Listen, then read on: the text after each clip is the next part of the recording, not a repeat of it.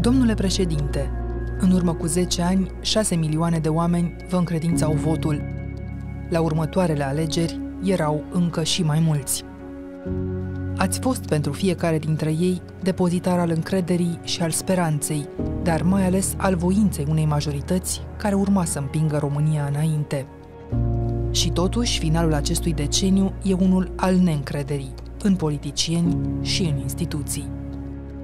E motivul pentru care vă adresăm, domnule președinte, rugămintea de a vă întoarce la promisiunea făcută atunci, în 2014, unei societăți care a vrut din răsputeri să o creadă. Lucrul bine făcut înseamnă că periodic avem datoria de a veni în fața românilor, de a comunica onest și responsabil ce etape am parcurs, în ce stadiu suntem, cât am făcut din ce ne-am angajat și ce urmează mai departe. Așa voi proceda eu în calitate de președinte.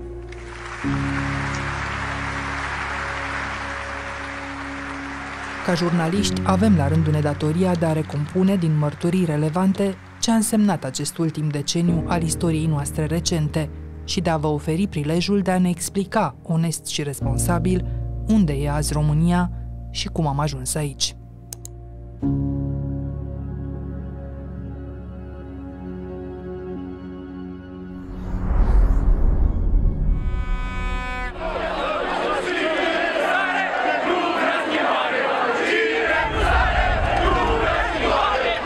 Să schimbăm, că de 25 de ani ne-am săturat de comunism.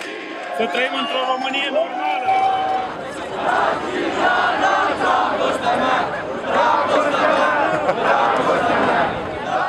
Eu îmi amintesc că am ieșit în stradă împreună cu doi prieteni.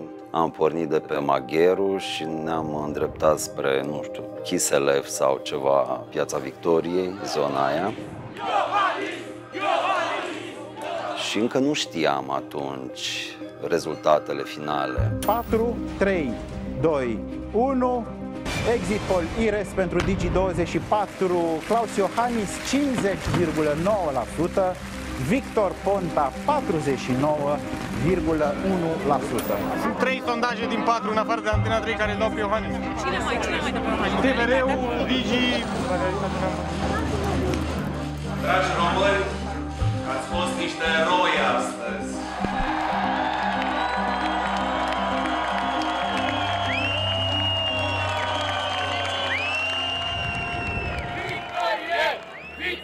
Eu în continuare țin minte noaptea aia și mi-aduc aminte că foarte mulți oameni din seara respectivă nu ieșiseră în stradă pentru absolut niciun partid. Ieșiseră în stradă pentru că se săturaseră de aceiași oameni, aceeași nesimțire, același mod jegos de a gestiona lucruri și așa mai departe. Eram așa într-o transă pentru că voiam să rămân în România, aveam doi copii mici. Perspectiva cu Victor Ponta, președinte, mă îngrozea. Și neamul meu, cel românesc. Nu știu, adică vedeam o mare diferență pe vremea aia între Claus Iohannis și Victor Ponta. Și m-am implicat emoțional foarte tare în povestea asta. Noi ne amintim greu, dar era extrem de multă lehamite și disperare și atunci în societatea românească. Oamenii erau dezgustați de ceea ce se întâmplă, nu aveau foarte multe speranțe pentru o schimbare și tot ceea ce puteau să facă era măcar să refuze să continue la fel. N-a fost un entuziasm la adresa lui Claus Iohannis. A fost mai degrabă un refuz în a continua așa. Sunt din Vrancea, credeți-mă, a făcut PSD-ul numai chestii mișto. Și faptul că trebuie să-ți dea de gândit că am văzut că sunt oameni care nu se duc la vot. Bă, în momentul în care s-a înroșit țara, s-a înroșit țara, voi sunteți demenți? Știu că atunci au realizat cei de la PSD că online nu are o putere foarte mare. A fost o glumă pe care eu am pus-o pe YouTube, țin minte, sâmbătă, în care îl îndemnam pe Iohannis să fie mai bagabond, pentru că era clar că în dezbaterea, între ghilimele, pe care a avut-o cu Victor Ponta atunci, Victor Ponta l-a luat foarte băiețește. Îl vedeam pe Ponta că era pe muit, așa, pe dă de morți, îmi venea să, bă, hai mă, Iohannis, ești bun, nu vorbești mult, nu știi, nu știi să vorbești, da? Și Iohannis în perioada aia părea, știi, cu un om care tace și îți dă senzația că e deștept? Câte secții credeți că ar trebui, întreb de Germania, că bănuiesc că e țara pe care o știe cel mai bine domnul Iohannis, câte secții credeți că ar trebui să fie ca să fie în regulă? La mesajele pe care le-am primit noi, dar nu e problema, cred că domnul Iohannis trebuie să ne răspunde. 10, 20, 50, 100, câte credeți că ar trebui? Părerea mea că ar trebui să fie undeva între 15 și 25, dar nu e părerea mea, aici e domnul Iohannis care trebuie să dialogueze. Poate domnul Iohannis. Nu, că eu după aceea am și un răspuns. Vă rog, domnul Iohannis, aveți același număr de minute pe problema alegerilor și a votului din diaspora. Poftiți, terminați-vă ideea. Ideea este următoarea. În momentul ăla am zis gata. Serios, cam aia a fost. Acum, noi suntem de acord să se ridice imunitatea celor care sunt vizați sau, mai exact, să se încuvințeze arestarea sau urmărirea penală. Arestarea. Pentru urmărire penală nu e nevoie de încuvințarea Parlamentului.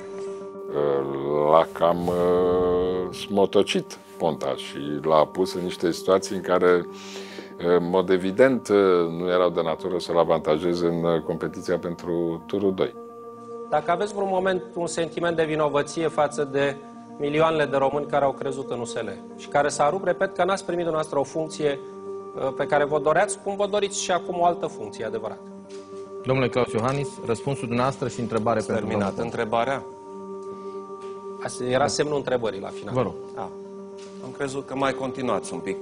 Vorbea lent, fără viață, fără energie, era monoton, plictisitor și așa mai departe. Adică vorbea ca o mașină de spălat. Eu cred că este foarte important să vedem ce facem în viitor. Ce am făcut în trecut, am făcut. Cred că noi am dovedit buna credință în ultima perioadă și...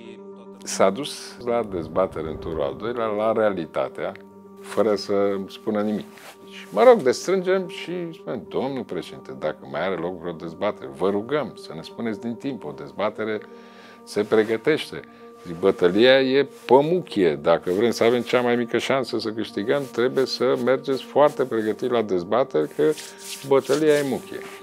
Și Claus Iohannis a spus, stai liniștit, batem tare.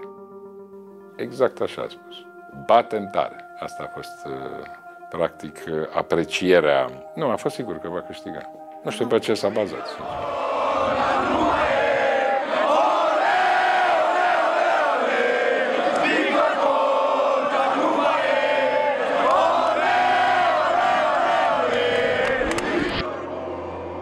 Acele alegeri au fost pierdute de domnul Ponta, nu câștigate de domnul Iohannis.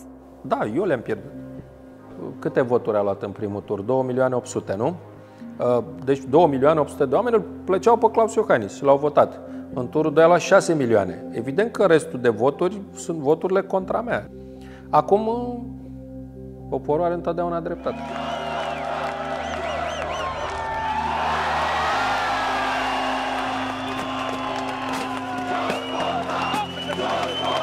Ceea ce cred eu că s-a întâmplat în acel interval de 2 săptămâni a fost că furia împotriva domnului Ponta pentru ce s-a întâmplat în diaspora, secțiile de votare și mai ales aroganța cu care a fost tratat subiectul, l-a încărcat cumva pe domnul Iohannis cu o așteptare nemeritată. Și de acolo o autoamăgire în privința acestei evoluții ulterioare a domnului Iohannis. Eu am crezut sincer că are un proiect de țară, îl recomanda Sibiul, făcuse treabă foarte bună acolo și mă gândeam că n-ar fi rău ca România să arate ca Sibiul, toată România. În 2000 am spus sibienilor că voi face ca lucrurile să meargă ceas. Numai lucrul bine făcut dă rezultate trainice. Așteptările mele au fost foarte mari, pentru că venea un politician de provincie, profesor, care practic cumva reprezenta speranțele pe care foarte multă lume le-a avut, inclusiv eu. Aveam cu toții o nevoie disperată să credem, pentru că dacă te uiți obiectiv și calm înapoi, totuși omul fusese în proiectul numit Uniunea Social-Liberală. Fusese chiar propunerea lor de prim-ministru, USL, care era în esență un proiect antimodernist. Și tăcerea sa l-a ajutat să nu vedem adevărata față.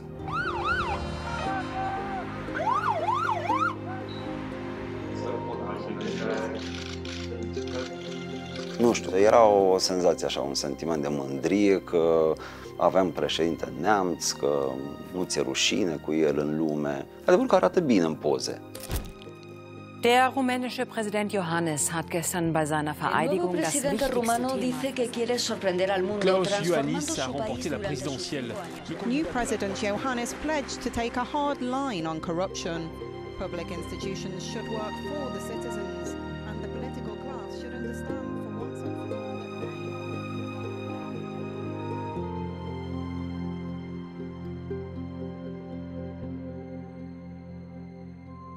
Domnule președinte al României, aveți cuvântul. Se vorbește foarte mult în aceste zile despre așteptări, despre speranțele pe care românii și le pun în viitor. Și după valul de entuziasm, o îndoială din trecut pare a-și face loc încet pentru unii. Dar dacă așteptările mari duc la dezamăgiri. În primul discurs rostit ca președinte al țării, Klaus Iohannis vorbea apăsat despre încredere și despre speranță, despre nevoia de schimbare într-o Românie căreia nu-i mai era permis să stea pe loc. Milioane de oameni erau în asentimentul său. Obosiți de tranziții și de amânări, sătui de planuri de emigrare, voiau să pună ei înșiși umărul la această schimbare pentru o țară ca afară. Vrem o țară ca afară. Vreau o țară ca afară, să nu mă tragă nimeni pe soară. Vreau o cabină. Eu sunt optimist pentru următorii 10 ani. Deci chiar sunt optimist. Ce s-a întâmplat la vot, modul în care s-a întâmplat. Da, faptul că acum că ne place, nu ne place Iohannis, mai puțin contează. Faptul că se vorbește despre lucru bine făcut, da, să facem lucruri mai altfel, știi? Adică s-a creat așa o...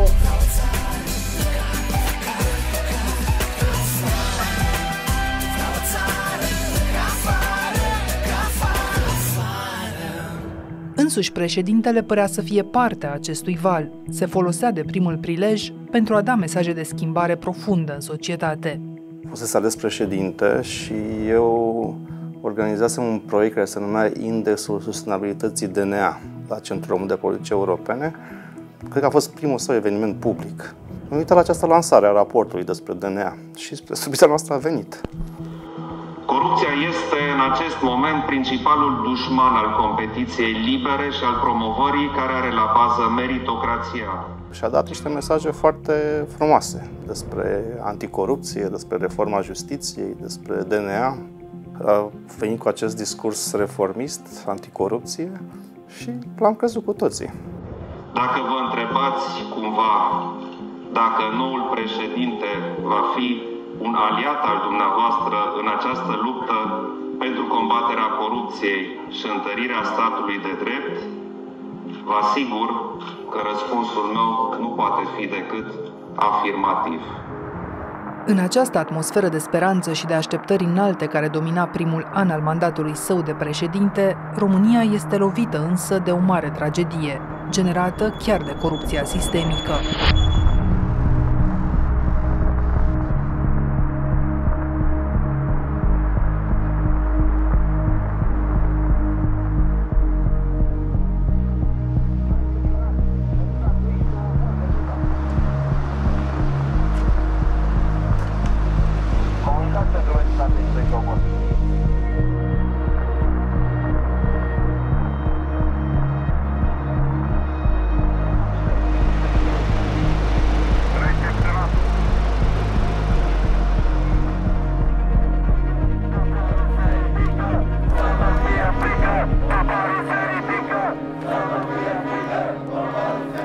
zero al durerii, al disperării și a fost linia peste care am crezut noi atunci că nu se poate trece. Când ajungi să disprețuiești viața umană la nivel statal, spui stop, e prea mult.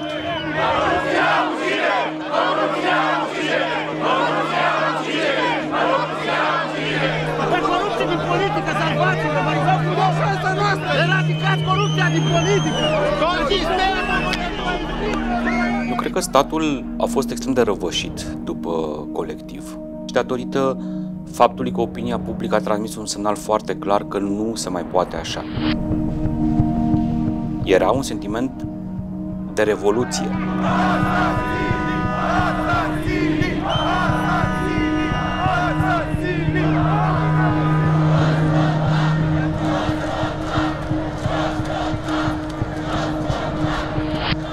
Era o furie adevărată, reală și normală până la urmă. Când vezi oameni tineri care au murit, sigur, nu cred că cineva din piață zicea, dom'le, i-au omorât Ponta, că nu e nimeni atât de absurd.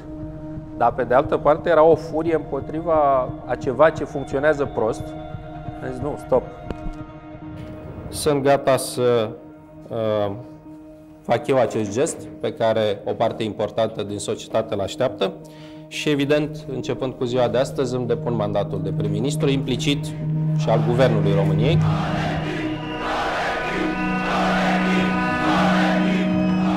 Reamintesc că Victor Ponta fusese înfrânt la alegerile prezidențiale cu un an înainte, n-a vrut să plece din post și colectiv a fost folosit de PSD pentru a face rocada Ponta-Dragnea, iar de către Klaus Iohannis pentru a oferi publicului poleala unui președinte interesat de societate. Guvernul a demisionat. A fost nevoie să moară oameni ca această demisie să se producă. În starea de spirit încărcată a acelor zile, cinismul discursului prezidențial a fost ignorat, atenția publică mutându-se firesc spre conjunctura favorabilă schimbării. Președintele aflat la început de mandat avea acum posibilitatea de a numi și guvernul care să facă să devină realitate speranțele cu care Klaus Iohannis fusese ales. Așadar, având în vedere toate acestea, îl desemnez pentru funcția de prim-ministru al României pe domnul Dacian Cioloș.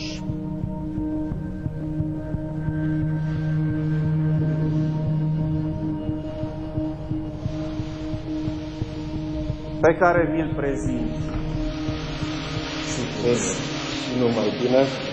Știți, era acuzat Klaus Iohannis la televizor că ar fi zis expresia guvernul meu. Pe care a zis-o, nu mai știu în ce context a zis-o, nu știu dacă în capul lui era, dar eu am crezut chestia asta.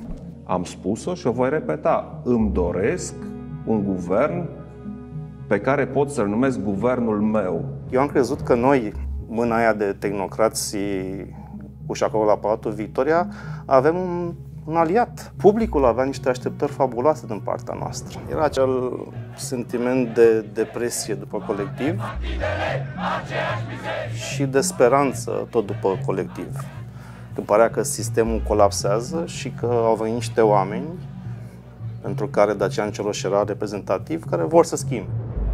Cu figurile vechilor politicieni dispărute din prim plan, societatea începea și ea să prindă curaj și să creadă în schimbare. Pentru mine, definiția anului 2016 și cumva definiția începutului plin de speranță al domniei lui Klaus Iohannis este telefonul pe care l-am primit de la medicul Camelia Roiu. Când ea mi-a spus primor, dacă vreți să vorbim, haideți să vorbim pentru că am lucruri îngrozitoare de spus despre felul în care sunt tratați pacienții români și despre motivele reale ale incidenței mari a mortalității în secțiile ATI de la Spitalul de Arș și nu numai. Vedeam atâta moarte în jur, atâta indiferență, atâta indolență, atâta cinism. Mi se părea îngrozitor ca eu să asist la așa ceva fără să spun. Era atât de multă disperare reală, fundamentată pe faptele medicale, în ceea ce spunea ea, și era foarte multă speranță în ceea ce spunea medicul ATI Camelia Roiu. I-am salvat dintr-o bombă cu foc și au murit într-o bombă cu microbi. E declarația șocantă făcută de un medic al Spitalului de Arș. Eu am ajuns la o disperare. Efectiv, nu am mai rezistat, nu am mai suportat să văd atâta moarte în jurul meu. Pentru un an, România a renăscut într-un fel, cu foarte multe consecințe reale și bune unele dintre ele. Până acum am tăcut. Am tăcut când bătrânii mureau pe holurile spitalelor. Am tăcut când copiii înghețau în școli neîncălzite. Și am tăcut când un polițist a murit pentru confortul șefului său. Acum ne-am săturat. De acum nu mai tăcem. Vrem să fim în siguranță. Vrem tehnocrați care sunt de partea noastră. Nu mafioți cu caziere și bacul luat la 40 de ani. Vrem să tragem la răspundere incompetenții, nu să ne lovim de ziduri de hârtii. Vrem ca viețile celor de la colectiv să însemne ceva. Vrem ca ei să trăiască în continuare, prin schimbarea României.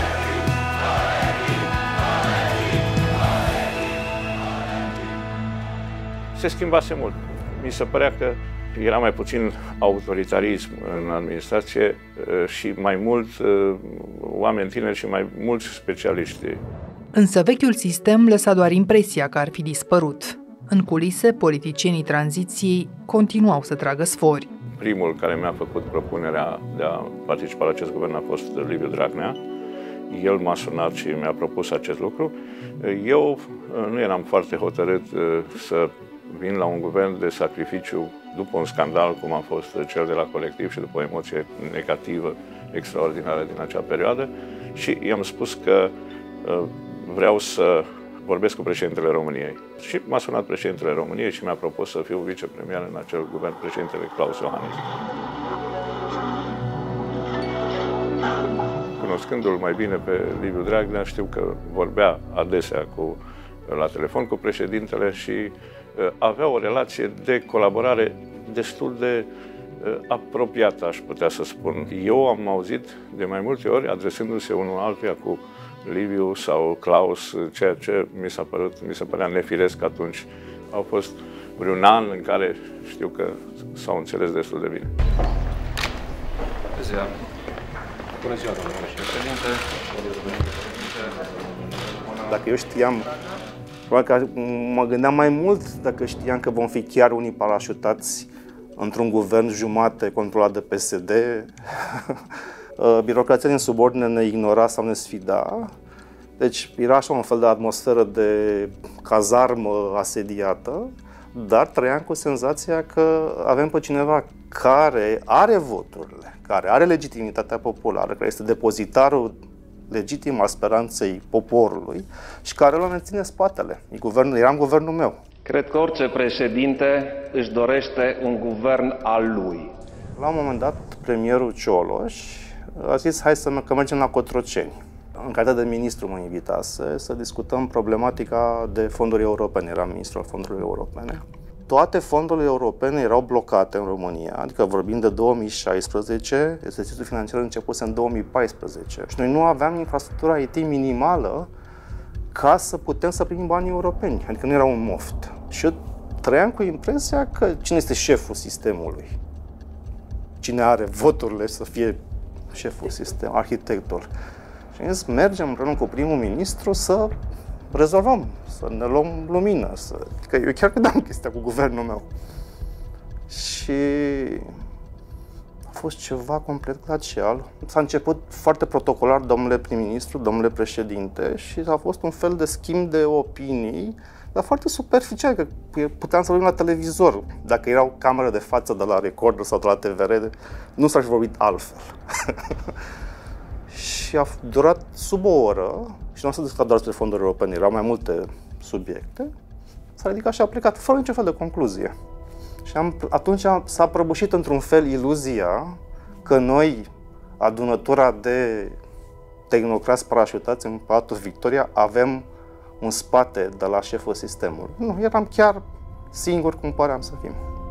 Unii au vorbit despre acest guvern ca și cum ar fi al meu. Nu e guvernul meu.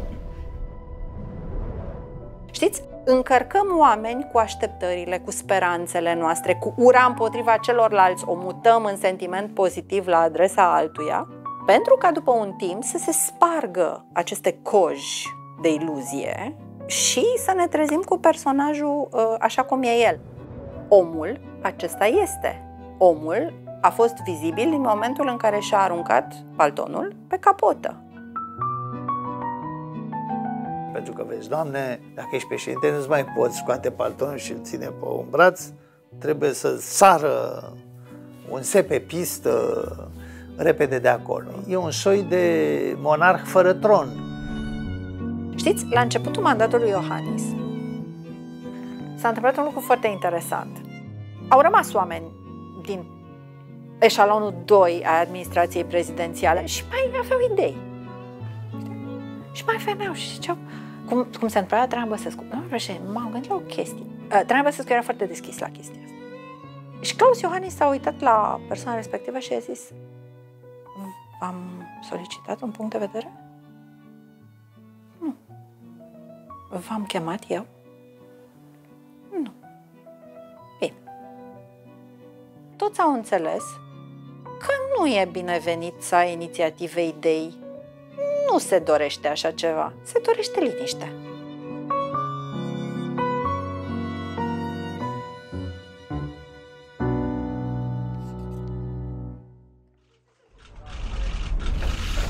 Bună seara! Vreau să mulțumesc tuturor românilor care au fost astăzi la vot. Votul de astăzi arată o opțiune clară a românilor și cred că pentru nimeni nu mai există nicio îndoială cu privire la câștigătorul acestor alegeri.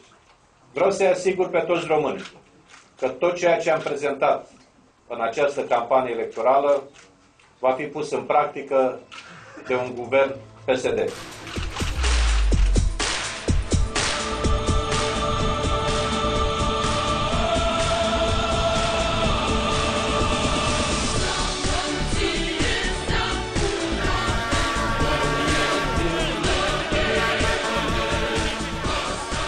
După guvernarea Cioloș a venit altceva la putere. A venit nu neapărat PSD, dar a venit de fapt într-o formă foarte dezgustătoare din punct de vedere politic, un populism aproape incolor. Ăsta e PSD-ul, oameni buni. Ăsta este partidul pe care Iohannis și clica lui vrea să-l distrugă. Un politician pe nume Dragnea, împreună cu câțiva acoliți, au pus mâna pe puterea în PSD, în guvern și în Parlament. Și de atunci încearcă să folosească această putere în interes propriu și personal.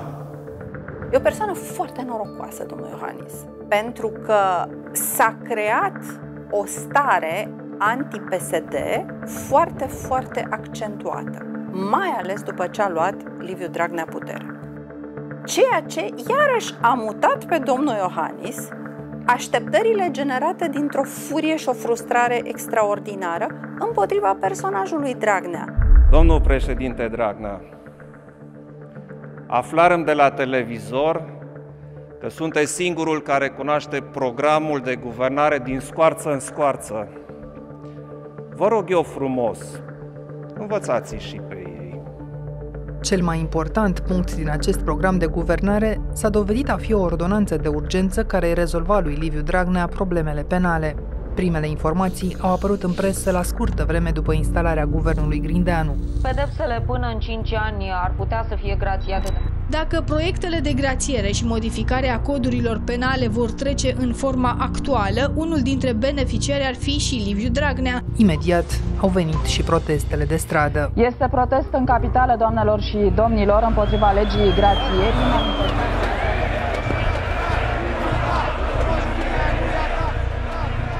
Dragnea a vrut să fie un special al justiției care să-și dea niște legi pentru el, ca să scape el de pușcării. Toată această ură s-a mutat în așteptări la domnul Iohannis, care, într-adevăr, a punctat câteva momente. Geaca roșie...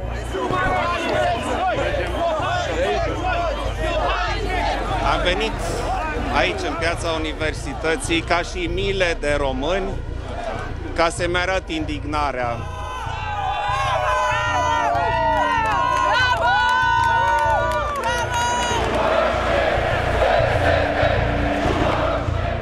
peste guvern, cu elefanții din clădirea guvernului. Cunoașteți povestea că este un elefant în încăpere, dar nu se vede. Sunt doi elefanți, ordonanța de grațiere și ordonanța de modificare a codurilor penale. A fost prezent. Subliniez și sper să fie un asentimentul domnului prim-ministru, s-a angajat ca aceste chestiuni să nu fie băgate peste noapte în nicio ședință de guvern. Și a capitalizat ura împotriva PSD-ului.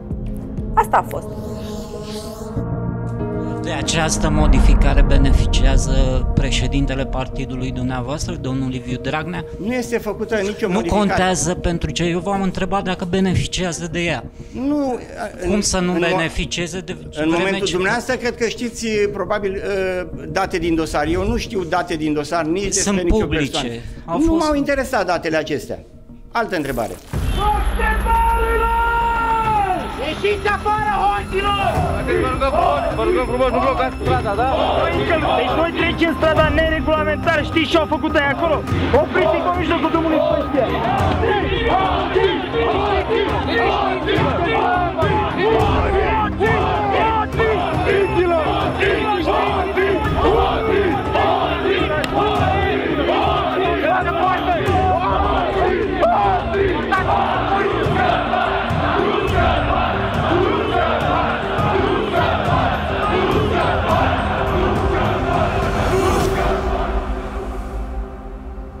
Protestele de după Ordonanța 13 au fost unele dintre cele mai mari mișcări de stradă de după căderea comunismului. Sute de mii de oameni au ieșit zile la rând în marile orașe ale țării, la temperaturi de minus 15 grade, să ceară abrogarea ordonanței și căderea guvernului. Românii dădeau din nou un mesaj puternic împotriva corupției, iar determinarea lor ajungea și în presa internațională. Președintele Iohannis nu rata ocazia de a se ralia protestelor, fie și numai din fotoliul de la Cotroceni. I was surprised by the size of the crowd. I mean, having over 200,000 protesters in the Piazza Victoriei is something extraordinary, and it was a peaceful demonstration. It was very, very civilized, and the huge number of people who joined these protests just showed that so many Romanians care about their country, and they care about what happens in their country, and this is a very good sign. The society has to regain the feeling that the state is in control of corruption. Președintele a știut să se poziționeze politic. Câtă vreme a avut adversari clari și s-a poziționat astfel încât să beneficieze și el și Partidul Național Liberal și să-și continue practic povestea de președinte democrat. România, Iohannis from the center-right denied seeking to overthrow the legitimate government. Transparent. Romania needs a government which works transparently, he said, which governs predictably in the light of day, not hiding away at night. Nu noaptea pe furiș. Are simț politic, dar numai în ceea ce îl privește valorificabil, adică totul este în interes personal. Și atunci a simțit că e un moment pe care îl poate capitaliza, că e un val pe care se poate sui în perspectiva celui de-al doilea mandat. Deci, asta a făcut, pe cai. Asta se întâmplă dacă un infractor ajunge în vârful statului, iar acest infractor Dragnea, care s-a cocoțat în vârful partidului și a statului, progresează.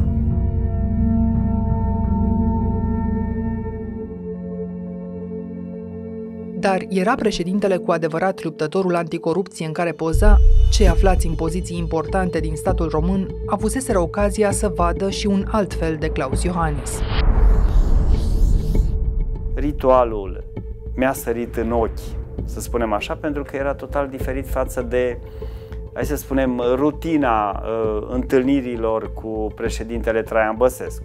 Aici, pentru prima dată, am intrat într-o încăpere austeră, am auzit un gong, am auzit o voce înregistrată care ne spunea sosește președintele. Sosește excelența sa Klaus Werner Iohannis, președintele României. Am înțeles că trebuie să mă ridic în picioare și a sosit președintele, după care a avut loc discuția. Daniel Morar se întâlnea cu președintele din postura de judecător al Curții Constituționale. La acel moment, pe rolul curții se afla subiectul implicării Serviciului Român de Informații în dosarele penale. Pe scurt, SRI făcea interceptările din dosare și avea astfel controlul exclusiv al informațiilor care ajungeau la procurori. Răsturnarea acestei situații printr-o decizie a curții, fără ca statul să vină rapid cu noi legi, putea genera un blocaj în instrumentarea dosarelor penale. Era președintele statului, i-am spus că avem o asemenea cauză pe rol, că în eventualitatea că se va admite o asemenea critică, o asemenea excepție și curtea va da serviciile aparte din justiție, trebuie intervenit de urgență pentru ca instrumentul interceptărilor să-l preia poliția sau parchetul sau orice altă autoritate și să nu pericliteze dosarele pe rol. Bine, a înțeles destul de repede, a înțeles și ce urmează să se întâmple așa și mi-a spus clar și ritos că o asemenea soluție i-ar displace profund. Îi spuneam că discuția are ca rost găsirea unei soluții imediate, practice, pentru că dosarele penale să nu fie periclitate. Dânsul repeta că i-ar displace profund o asemenea soluție. Și cu asta s-a încheiat discuția. E o formă elaborată de a rosti un lucru de care președintele a dovadă de câteva ori, totuși, da? Că există niște granițe care atunci când nu-i convine lui, s-ar putea să le sară. Sau să împingă, să le sară prin alții, de fapt. Cred că a făcut asta mai degrabă. Granița pe care Claus Iohannis o încălca în acest caz, spunând că o decizie încă neluată i-ar displăcea profund, era însă și independența Curții Constituționale și, implicit, a justiției. Printr-un astfel de comentariu se poziționa Fățiș nu de partea societății care apăra independența justiției, ci de partea serviciilor de informații, ale căror puteri urmau să fie diminuate. Noi știm și împărtășim beneficiarilor noștri faptul că România luptă încă din greu cu fenomenele fraudei și ale corupției. Anul trecut, SRI și-a continuat cu succes misiunea de a contribui la consolidarea culturii de securitate. Conlucrarea eficientă cu celelalte instituții ale statului au contribuit la un bilanț de succes. Știu din experiența proprie, știu din lecturi, că orice om care are un atu asupra serviciilor secrete, și când vorbesc de atu, vorbesc de prerogativele constituționale, de a-i numi, de a-i schimba, de a-i selecta, de a-i promova, crede că serviciile îl servesc. Așa se și întâmplă o perioadă de timp, până când nu îl mai servesc. Și probabil președintele Iohannis, în acel moment, fiind la început de mandat, avea o relație bună cu serviciile. SRI a contribuit semnificativ la lupta împotriva corupției și la consolidarea securității naționale. Acestea sunt, de altfel, și direcțiile de acțiune majore pe care serviciul și le-a definit pentru anul în curs și pe care le susțin. Totdeauna s-a simțit bine între cei cu uniforme. Este cam bancul ăla cu legea lui Murphy, că dacă tot ce ai este un ciocan, vezi numai cuie în jur. Cred că și președintele, oricare ar fi el, are tendința de a se folosi de servicii mai mult decât e cazul, pentru că aia este o pârghie pe care o are el. Președintele este șeful serviciilor secrete până CSAT, prin faptul că numește directorul de acolo. Președintele Iohannis n-a moștenit o țară bună din multe puncte de vedere. A moștenit o țară în care serviciile secrete căpătaseră încă de dinainte o putere foarte mare. În același timp a făcut foarte puține.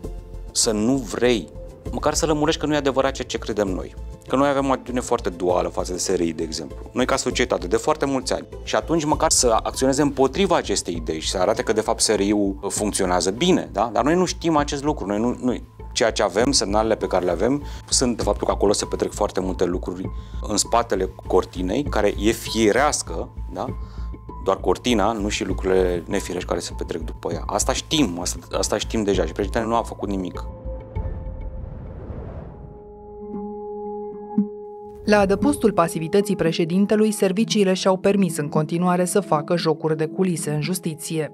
După ce Curtea Constituțională a decis în februarie 2016 că Serviciul Român de Informații nu mai poate continua să facă interceptări în dosarele penale, are loc un episod care arată cum înțeleg instituțiile de forță să-și exercite influența. Ei au înțeles în acei ani, când curtea a fost extrem de activă, extrem de importantă, că acolo se poate decide totul.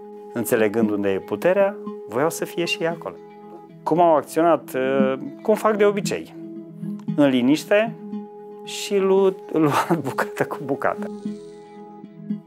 Erau discuțiile noastre din 3 în 3 ani, cum ne alegem președintele, așa, și domnul judecător care voia să fie președinte, dintr-o dată nu mai voia. Ca domnul judecător să-mi spună ulterior că au fost sunat de către cei de la SRI să-i spună să aleagă pe altcineva președinte, să voteze pentru altcineva. Sunt fapte.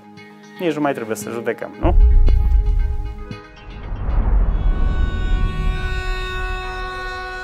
Protestele de stradă începute în ianuarie 2017, după ordonanța 13, au continuat și pe parcursul următorului an. Furia era acum accentuată de neîncrederea într-un parlament, la mâna căruia ajunseseră legile justiției. Prea puțin reprezentați, oamenii simțeau că trebuie să apere ei înșiși democrația.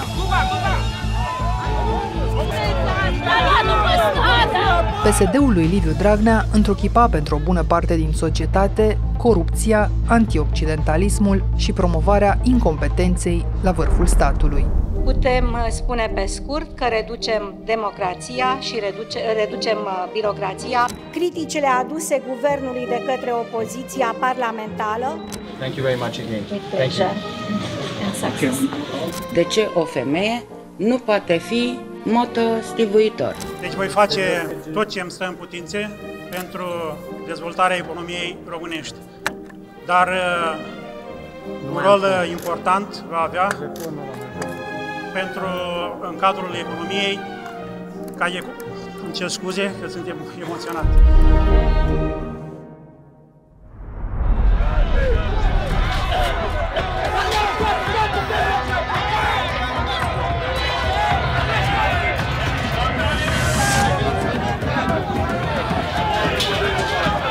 Încetați cu gazul, uitați-vă cum am ochii. Eu am fost și în 89, băi, voi n-ați fost, da? Eu am fost și în 89. De cine ne păziți? De cine ne păziți pe noi? Se știa cu săptămâni înainte că există o tensiune majoră în privința felului în care diaspora era disperată. Nu știam cum se vor comporta oamenii care vin, dar știam că există între stat și societate exprimată de diaspora o tensiune majoră.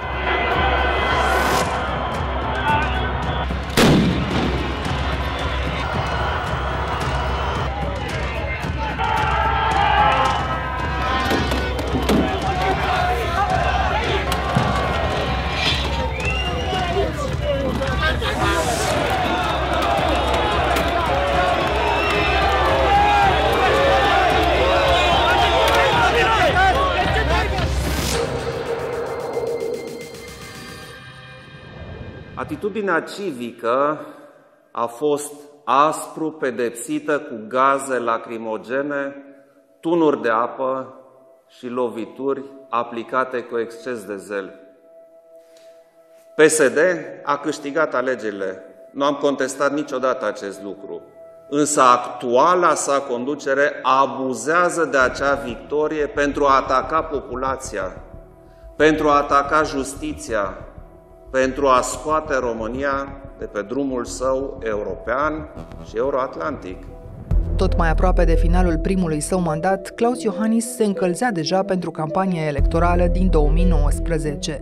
Furia anti-PSD și independența justiției rămâneau marile constante ale discursului său.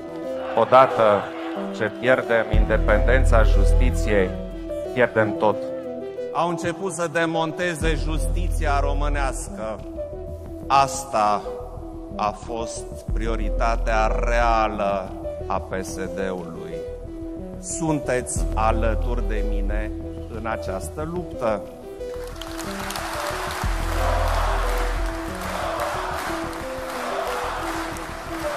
Așa se face că în primăvara lui 2019, odată cu alegerile europarlamentare, președintele declanșează un referendum prin care se erigează odată în plus în apărător al justiției. Trebuie să mergeți La vot! Bravo! Acel referendum, de fapt, a făcut rău justiției. N-a ajutat justiția deloc. Dar a jucat-o cinic pentru a crea starea aia de anti-Dragnea, a o arunca puțin peste gard către alegerile din realegerea domniei sale de mai târziu.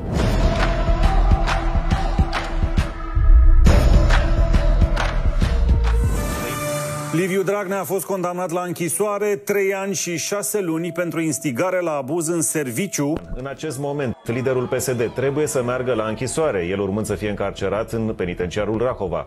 A doua zi după alegerile europarlamentare, Liviu Dragnea era condamnat definitiv la închisoare. În liniștea așternută după încarcerarea sa la Rahova, rămânea în aer o întrebare. Existase cu adevărat în România lui Klaus Iohannis un interes pentru justiție? Sau fusese vorba doar de răfuiala cu un politician corupt? Probabil că discursul anticorupție al președintelui s-a rezumat la atât. Și a fost doar o țintă, un scop, pentru că, în mod firesc, ar fi trebuit să continue, să avem idei din partea instituției prezidențiale despre ceea ce înseamnă anticorupția, vorbind de principii generale, nu de amestec concret în dosare, dar pare că președintele a dispărut apoi din peisajul anticorupție. Liniște și pace. Niciun discurs despre justiție. Justiția funcționează, nu mai e Dragnea. Ce să mai spună președintele despre justiție? Și contează că s-a dat o hotărâre judecătorească care, în fundamentare, spune că, de fapt, după 1965, regimul comunist n-a mai fost un regim represiv. Președintele a tăcut. N astfel de situații au apărut.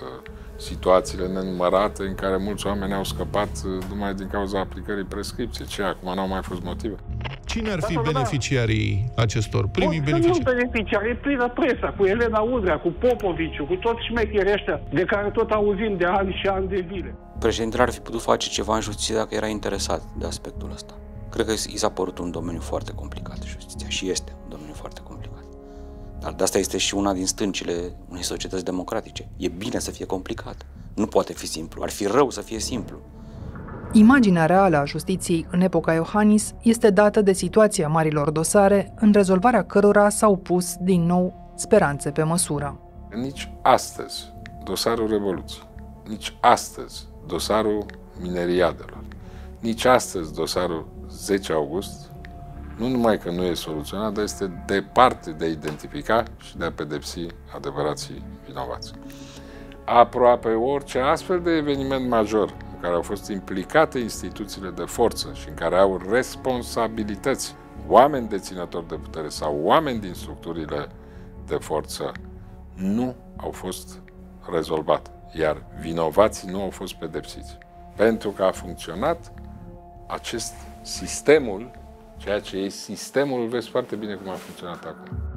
Dosarul 10 august este unul dintre eșecurile justiției din România și nici nu știm care este sensul eșecului.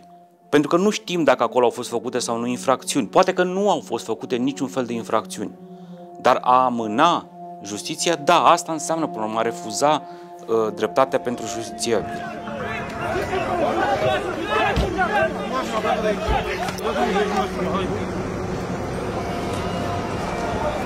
Nu aveți niciun drept să faceți asta! Plecați aici! Plecați aici! Dai drumul! Am venit nu mă interesează! Dai drumul! Dai drumul! Dai drumul! Dai drumul! Dai drumul, auzi! Vreau să știu ce legitimație ai! Dai drumul de aici! Vreau să știu! Dai mă drumul! O justiție amânată este o dreptate refuzată. Și asta s-a întâmplat și în cazul Hexifarma și în cazul Colectiv. Toate sentințele au fost de vinovăție, dar din cauza amânărilor, multe dintre cazuri au fost șterse și pur și simplu vinovăția afirmată de către instanță n-a mai căpătat latură penală. Toți inculpații din dosarul Hexifarma au scăpat de posibilele condamnări pentru că faptele s-au prescris. Este sentința definitivă a Curții de Apel București pronunțată astăzi la cererea avocaților celor doi directori. Am fost un activist pro-justiție și anticorupție și mă simt trădat de magistrați. Adică acum 20 de ani, când ne luptam pentru un CSM independent, ne puteam baza pe o parte a justiției care era reformistă, care voia să fie independentă, care voia să se elibereze de politic. Ori magistrații azi, în 2024, vor pensii speciale, vor imunitate, vor privilegii, vor o republică lor, că asta și-au creat. Adică noi am creat, prin reforme impuse de UE, o republică a magistraților, în care ei își aleg șefii, se evaluează unii pe alții. Și această republică a devenit o autarhie în care nu sunt interesați de cât de mult durează justiția, dacă oamenii sunt mulțumiți de justiție, dacă este predictibil. Iar câinii de pază ai acestei republici, DNA-ul, care pe vremuri se uita la corupția în magistraturii, nu mai fac chestia asta. A început să se vorbească deschis din nou despre cât costă o decizie judecătorească. În același timp au miza lor în republica lor, de unde se aleg unii pe alții, este cine să-și protejeze pensiile speciale. Dacă spui ceva de pensii speciale, ești dușmanul poporului. Și zvonistica, din nou, prevalentă a legăturilor cu serviciile secrete. Sunt incontestabili pașii uriași pe care România i-a făcut în direcția unei justiții independente, funcționale și moderne, o justiție aliniată valorilor europene în care credem cu toții. În materie de justiție, probabil că discutăm despre cea mai mare înfrângere reală a lui Klaus Iohannis.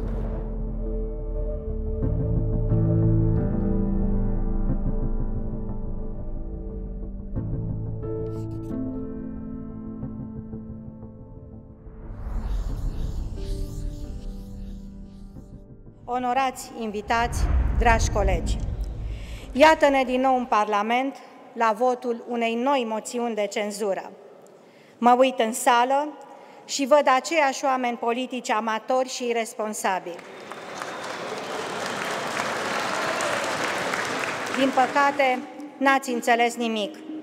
În primul rând, acest guvern a fost ținta permanentă a președintelui României, un precedent periculos pentru orice democrație. În octombrie 2019, cu doar o lună înaintea alegerilor prezidențiale la care Klaus Iohannis candida pentru al doilea mandat, Parlamentul forța guvernul condus de Viorica Dăncilă să plece. O situație neașteptată câtă vreme PSD controla majoritatea parlamentară, însă foarte favorabilă candidatului Iohannis. Voturi pentru adoptarea moțiunii de cenzură 238. Căderea guvernului Dăncilă a fost convenită cu PSD-ul.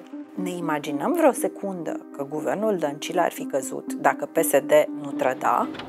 De la câți trădători se face?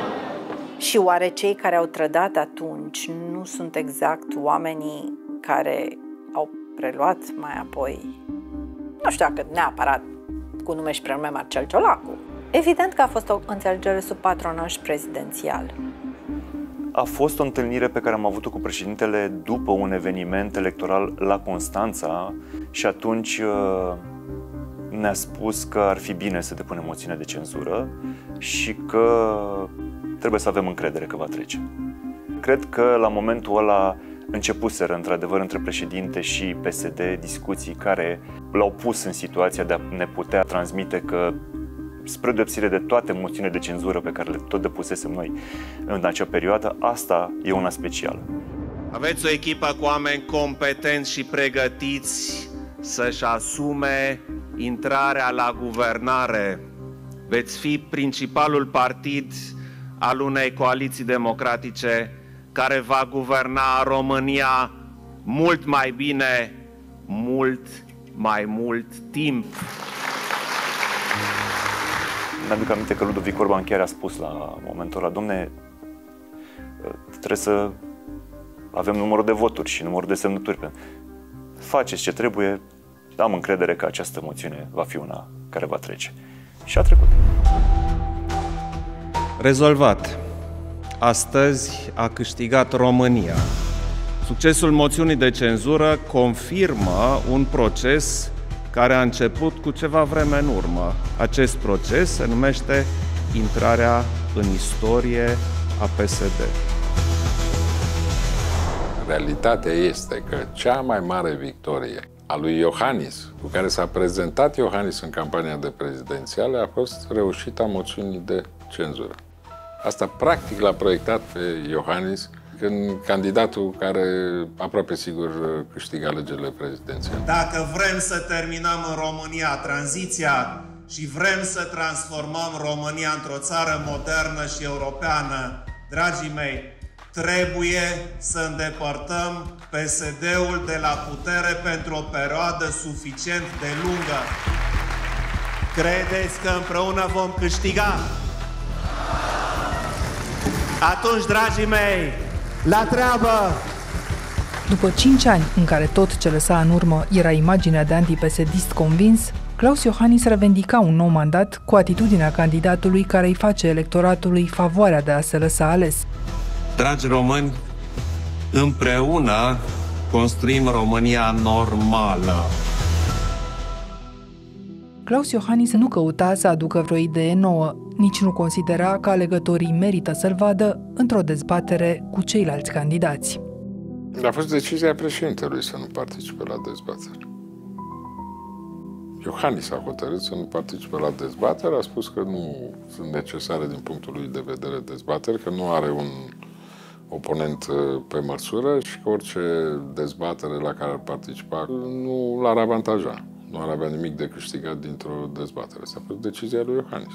Klaus Iohannis a făcut un mare rău, pe de o parte presei, pe de o parte modul în care se comunică public și la capătul acestor lucruri publicului, cetățenilor, oamenilor. Nu l-a mai interesat nici măcar în campanie electorală să aibă interviuri, și-a organizat singur dezbaterile, în logica personală a invitat jurnaliștii pe care și-i-a dorit.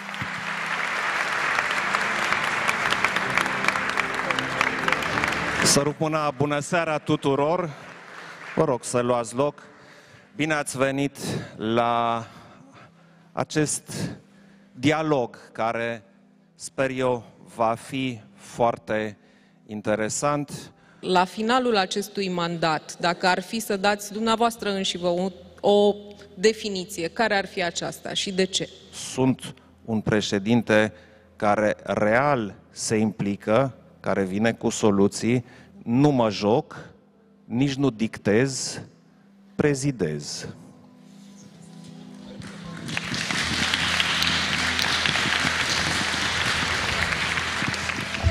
România merită un președinte bun și puternic, cu credință în Dumnezeu și respect pentru oameni, cu suflet și cu bun simț.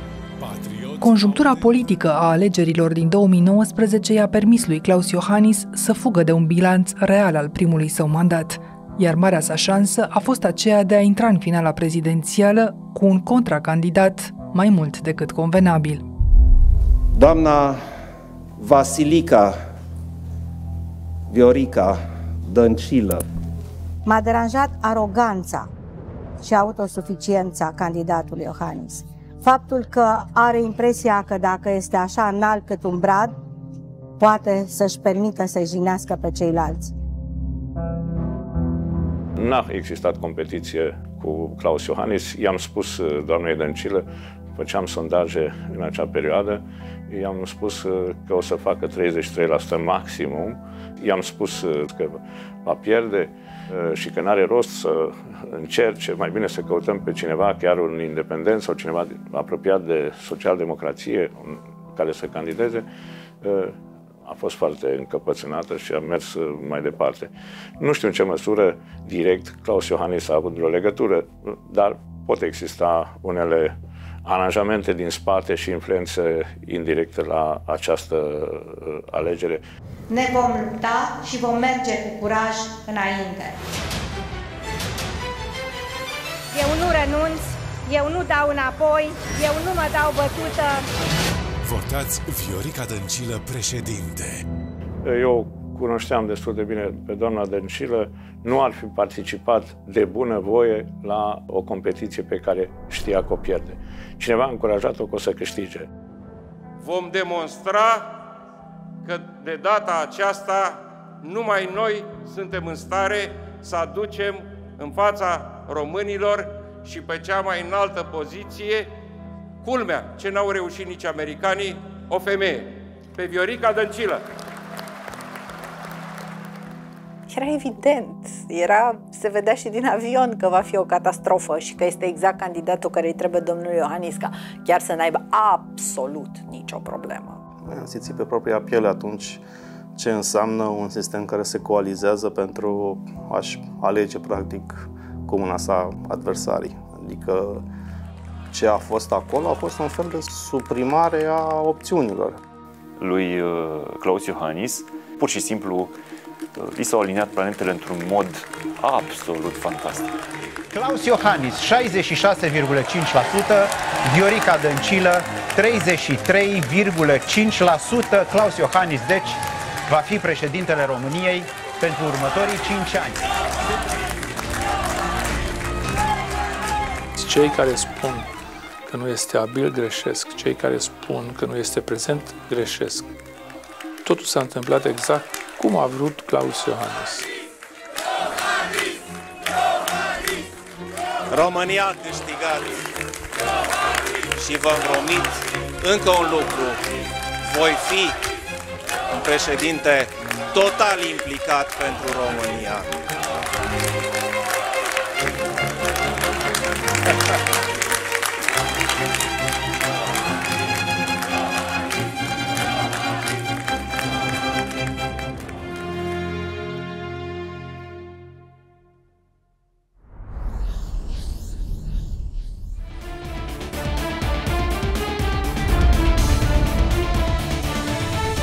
Bună ziua, dragi români! Ne aflăm într-o situație cu care omenirea nu s-a mai confruntat în istoria recentă. Pandemia cauzată de răspândirea infecțiilor cu noul coronavirus nu poate fi stopată decât prin măsuri excepționale. Începând de astăzi, se instituie starea de urgență pe întreg teritoriul României pentru o perioadă de 30 de zile. Următoarele 30 de zile vor fi luate măsuri excepționale, unele care pot limita o criză așa cum n-am mai cunoscut, cel puțin în timpul vieții noastre.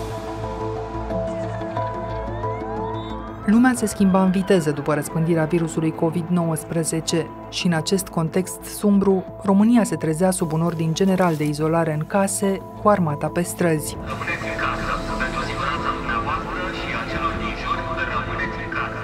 Figuri din instituțiile de forță erau tot mai prezente în spațiul public. Ministrul Apărării Naționale a anunțat că instituția este pregătită cu forțe și mijloace să sprijine autoritățile centrale și locale, în orice moment. Mai multe informații despre modul în care militarii intervin în aceste misiuni aflăm de la Ministrul Apărării Naționale, Nicolae Ciucă. Bună ziua! Toate acestea veneau într-un moment în care, pentru prima dată după mai bine de 25 de ani, funcția de ministru al apărării îi fusese oferită unui militar aflat încă în activitate. Sunt șeful statului major al apărării, general Ciucă.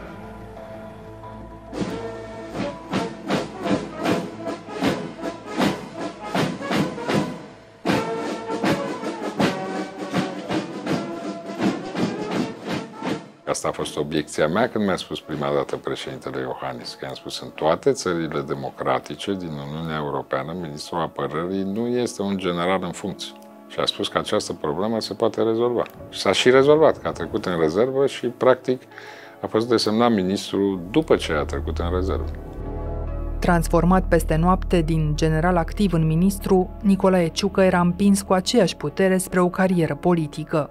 În toamna lui 2020 este impus pe listele PNL-Dolj pentru parlamentare. Una dintre promisiunile pe care le-am făcut Congresului când m-au ales președinte al Partidului Național Liberal a sunat așa: niciun agamiță Dan Danache de la centru pe listele filialelor județene.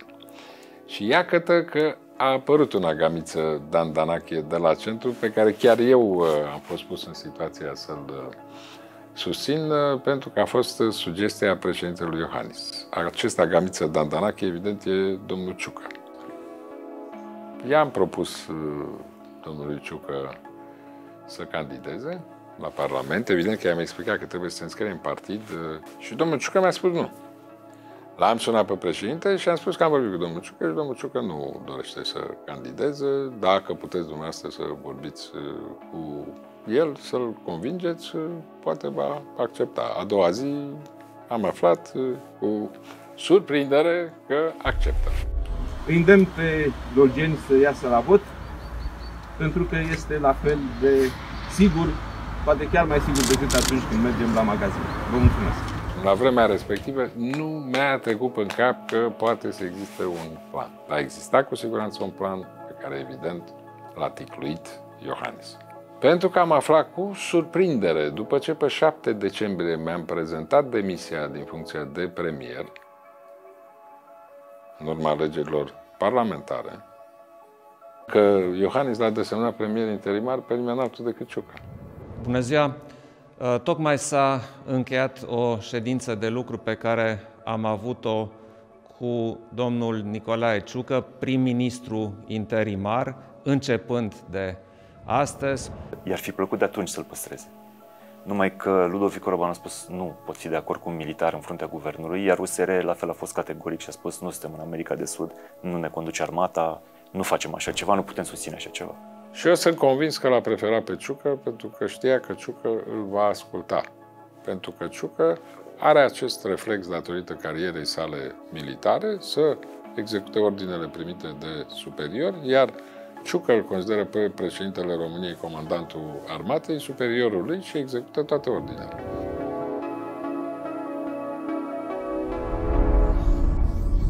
Alegerile s-au terminat și partidele de centru-dreapta împreună au obținut peste 50% dintre voturile valabile exprimate.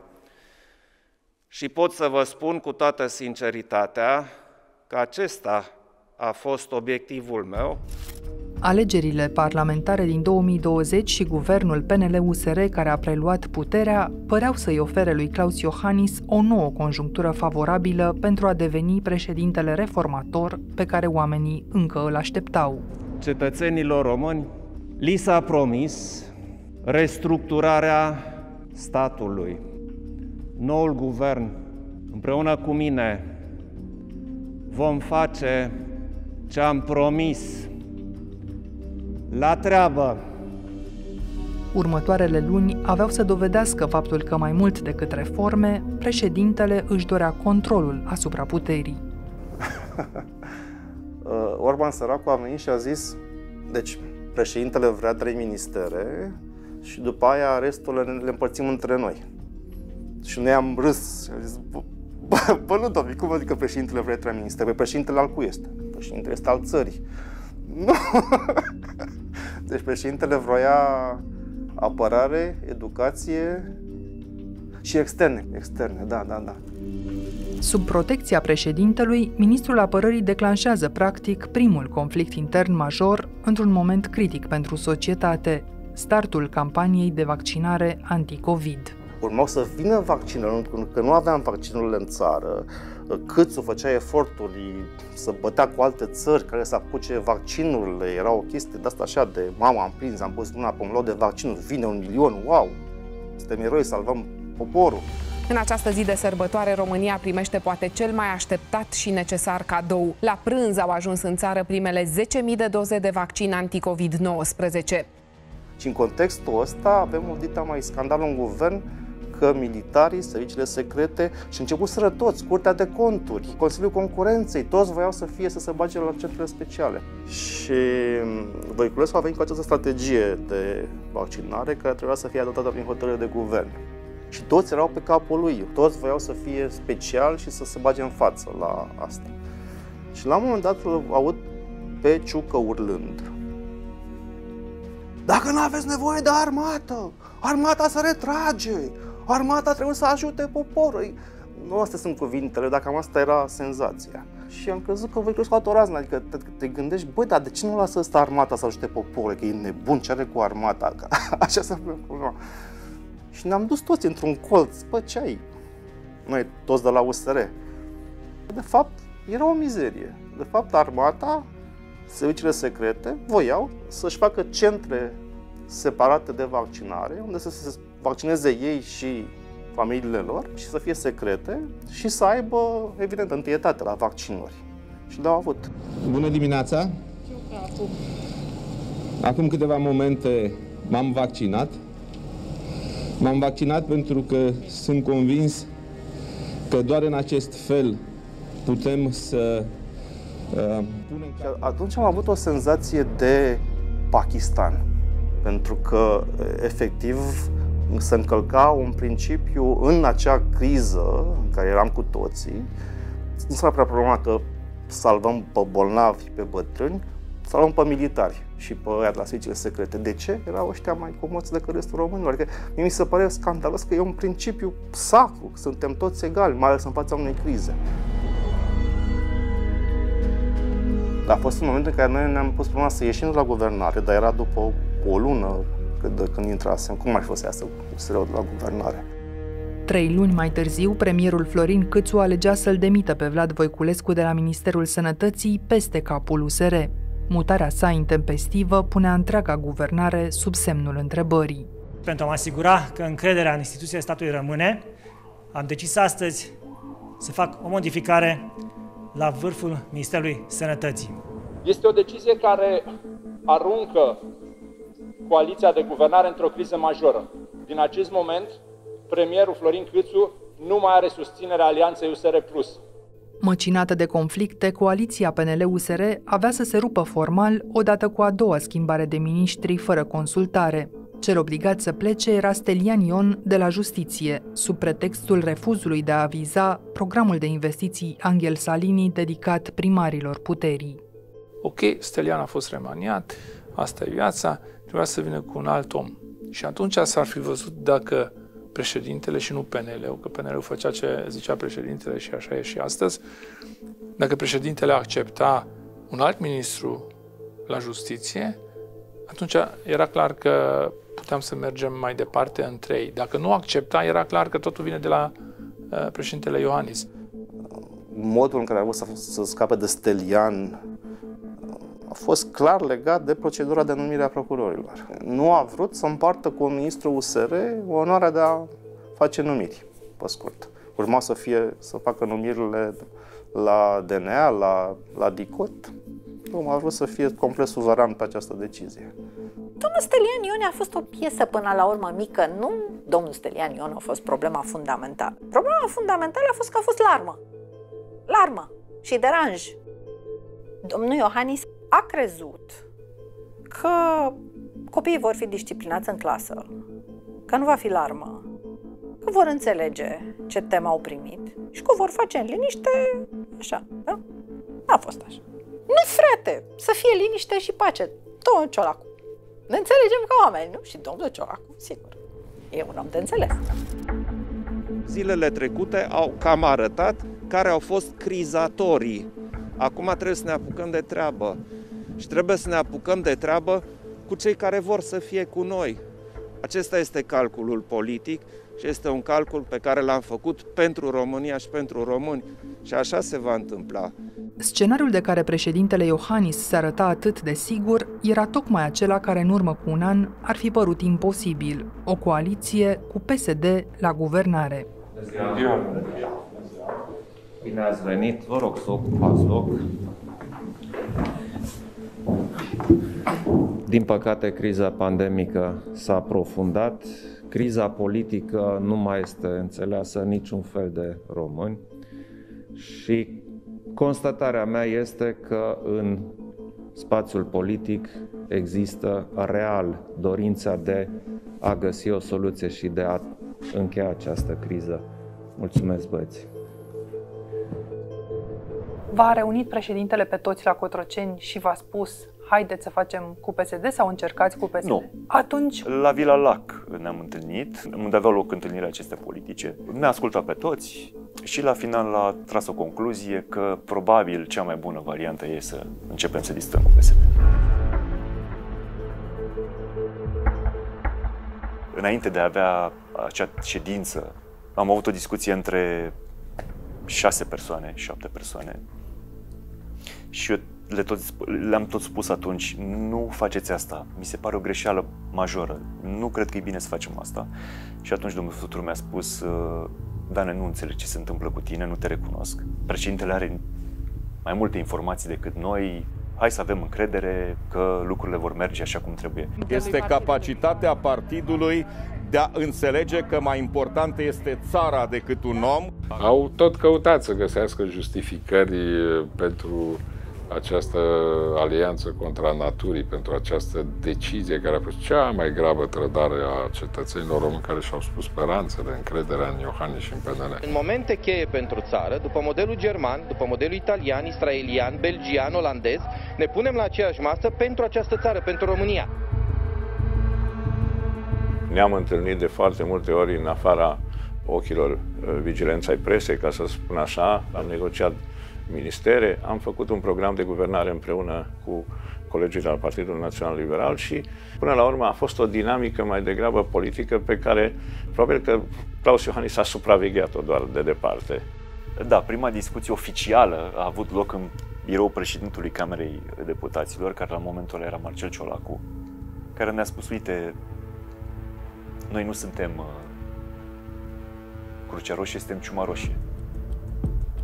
Nu există cadouri din partea noastră.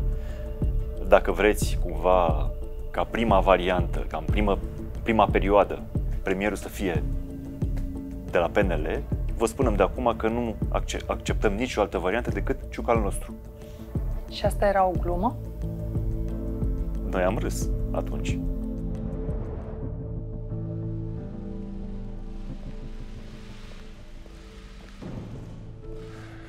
Bună ziua! Am constatat că în Parlamentul României s-a format o majoritate solidă. Această majoritate mi-a propus un nume de premier, propunere pe care am acceptat-o. În consecință, îl desemnez pe domnul Nicolae Ciucă aici de față pentru a se prezenta în fața Parlamentului României pentru votul de încredere. Cu siguranță că președintele l-a impus pe Nicolae Ciucă, l-a chemat, i-a spus devii premier și noi am acceptat ca atare pentru că era decizia liberalilor. Președintele nu avea discuții doar cu noi, ci evident se întâlnea și cu cei de la PSD. Altfel nici nu cred că se putea întâmpla chestia asta. Și au fost câteva momente, unele dintre ele absolut, m-am spus, penibile, cu momentele de negociere pe care le aveam cu PSD, momentele în care discutam despre ministere, despre modul în care va arăta viitorul guvern. Pe noi ne interesau ministerele de dezvoltare, ministerele de investiții, ministerele economice și mi-aduc aminte că deja jumătate cam din ministere erau discutate și la un moment dat domnul Ciucă ne-a spus, da, hai să dăm totuși un telefon și președintelui să vedem ce spune și dânsul. Și după ce a vorbit cu președintele, l-a luat comanda, s-a schimbat totul, nu alesesem bine și Clement Hunor, care e un tip, să știți, cu un simț al umorului destul de bine dezvoltat, s-a uitat către mine așa și mi-a spus, nu vă lasă tata. Penibil. Bună seara!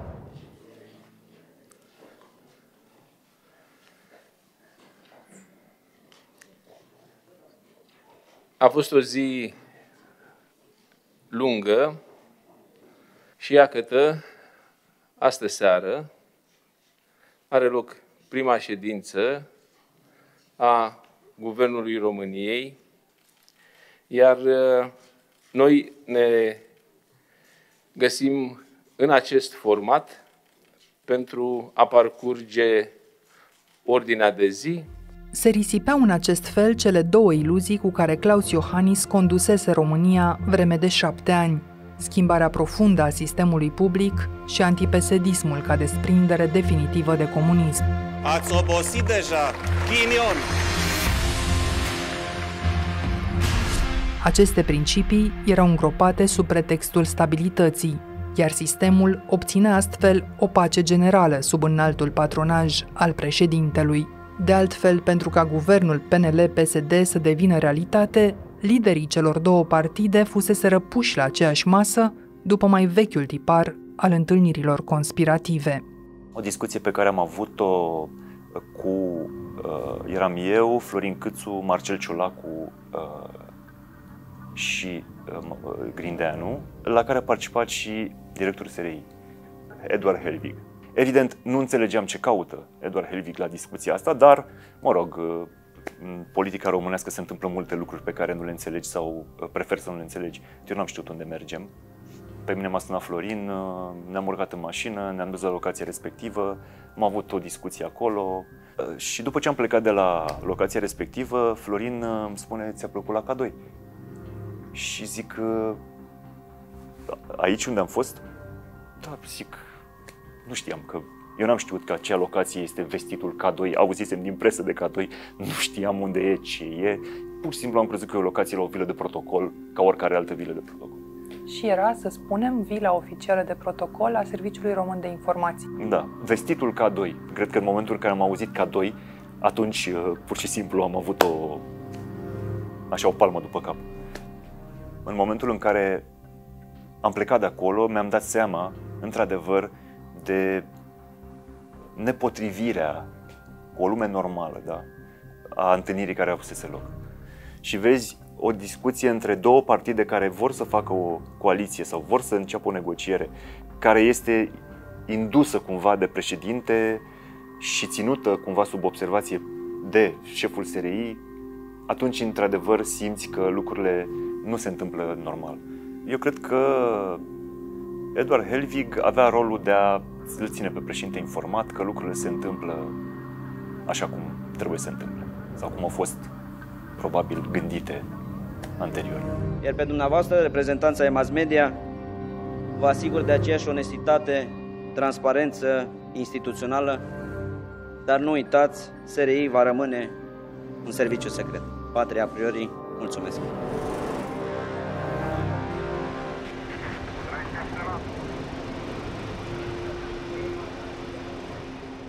Klaus Iohannis a căutat să introducă în România un soi de democrație originală, cum spunea Ion Iliescu în anii 90.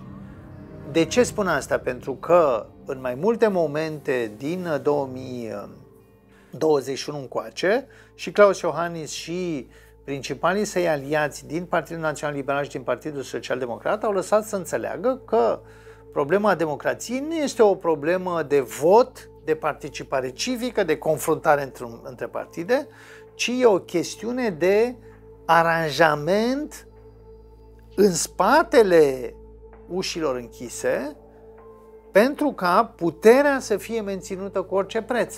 De democratizare, așa se numește. Deci în loc să consolidezi democrația, te duci în urmă, da? O faci mai șubredă.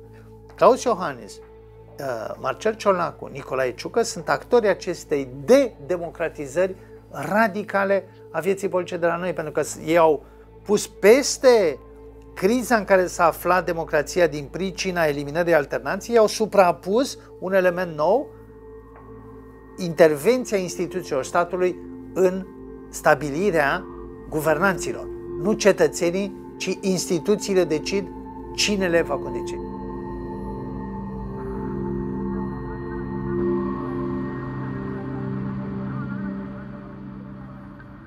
Am evidențiat în mod deosebit preocuparea instituției pentru realizarea unui parteneriat cu cetățenii, ei fiind cei care se bucură în mod direct de un climat de stabilitate și securitate. Domnule director, vă felicit, vă mulțumesc. Mulțumesc și eu, domnule președinte. În deceniul Iohannis, stabilitatea și siguranța națională au devenit subtil constante ale discursului oficial, ca o mână întinsă la vedere serviciilor de informații. Și astfel a reapărut o mai veche dilemă. Sunt marile decizii luate chiar de politicienii pe care cetățenii îi aleg sau vin mai degrabă din culise? Cu siguranță, deciziile politice sunt influențate de oameni din conducerea serviciului. N-am nici cea mai mică îndoială cu privire la acest aspect. Nu se poate democrație cu epoleți. Nu se poate. O democrație funcționează atunci când decidentul, cel care primește votul și ajunge în funcția de demnitate publică, nu are decât un singur stăpân, și anume cetățeanul care l-a votat. Doar că în ultimii 35 de ani, cei mai mulți dintre politicienii din România au părut să răspundă și în fața altor stăpâni. Puterea exagerată a serviciilor se culege din frica exagerată a politicienilor, nu din altă parte. Ei cedează din puterea cu care au fost delegați de către cetățeni și care de fapt e puterea cetățenilor și o dau la negru serviciilor secrete. Există o teamă în clasa politică în general, indiferent de partid, legată de modul în care drumul tău politic sau cariera politică ți se poate schimba brusc în urma unor influențe venite din partea serviciilor. Se explice numai să-i se arate o pisică sau să-i se sugereze o perioadă din viață în care a acumulat un schelet în dulap. Sunt o mulțime de oameni care au slăbiciuni. Unii, numai dacă aud un zvon că în pădure nu este bine văzută numirea lui X, nici nu trebuie să existe o comandă anume. La pădure.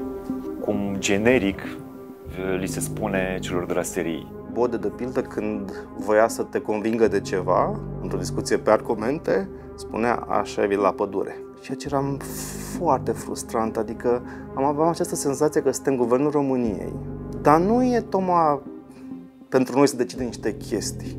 E de la pădure.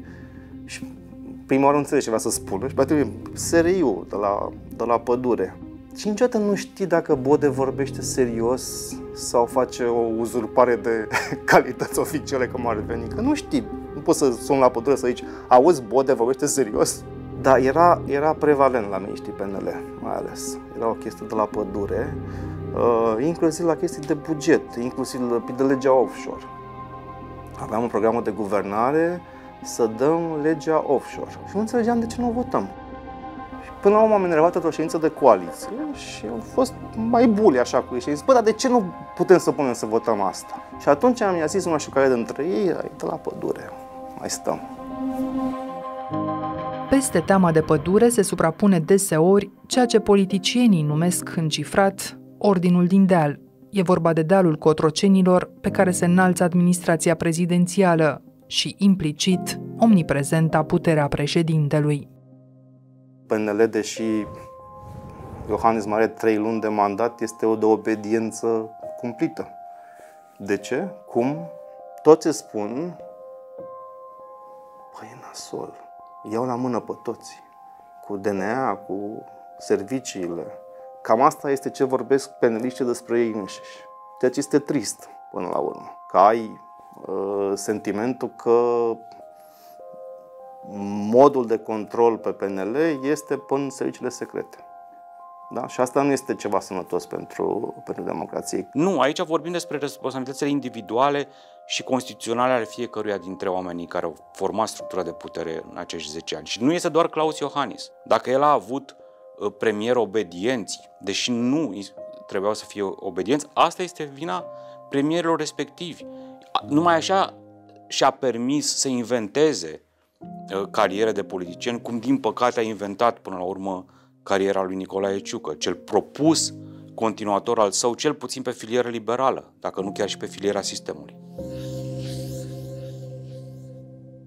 La nici 2 luni de când a devenit premierul României, Nicolae Ciucă este acuzat de plagiat. Jurnalista Emilia Șercan spune că șeful guvernului ar fi copiat peste 40 de pagini, fără a cita sursele în lucrarea sa de doctorat. Tot ce urma să se întâmple după dezvăluirile Emiliei Șercan cu privire la doctoratul lui Nicolae Ciucă avea să demonstreze că pentru un om politic girat de președinte și intrat sub protecția sistemului, instituțiile statului sunt gata să se alinieze la nevoie și să îl apere cu orice preț. La adresa Emiliei Șercan a fost declanșată o adevărată operațiune de compromat, cu legături evidente în zona instituțiilor de forță. Într-un interval foarte scurt de timp trec prin mai multe șocuri. Șocul de a descoperi că o persoană pe care eu nu o cunosc are aceste fotografii personale ale mele, pe care mi le trimite pe un mesaj de Facebook. Apoi, șocul că aceste fotografii sunt publicate pe vreo 30 ceva de site-uri pentru adulți. Mă duc la poliție cu aceste informații, inclusiv cu o captură de ecran a mesajului primit de la persoana care avea aceste poze de la care eu practic m-am alertat, ca la nici 24 de ore să aflu că acea captură de ecran s-a scurs din poliție. Poliția condusă de Lucian Bode s-au scurs din poliție și au fost publicate pe un site în Republica Moldova, de unde au fost preluate de grupul Realitatea TV și amplificate pe vreo aproximativ 80 de site-uri. Ceea ce instituțiile de forță ale României au făcut împotriva Emiliei Șercan arată faptul că cetățeanul român are dreptate când suspectează și serviciile secrete și poliția de un amestec nepermis în treburile societății. Cum credeți că este posibil să pățească un jurnalist așa ceva într-o țară în Uniunea Europene, că nu era oportun să dați un mesaj public pe acest subiect? Nu cred că pot să fac eu lumină în această speță, să sunt încredințat că autoritățile competente o vor face. Sunt în cea de-a 14-a zi de protest în fața Parchetului General și a Parchetului Curții de Apel și nu am încă o soluție la închiderea dosarului de compromat.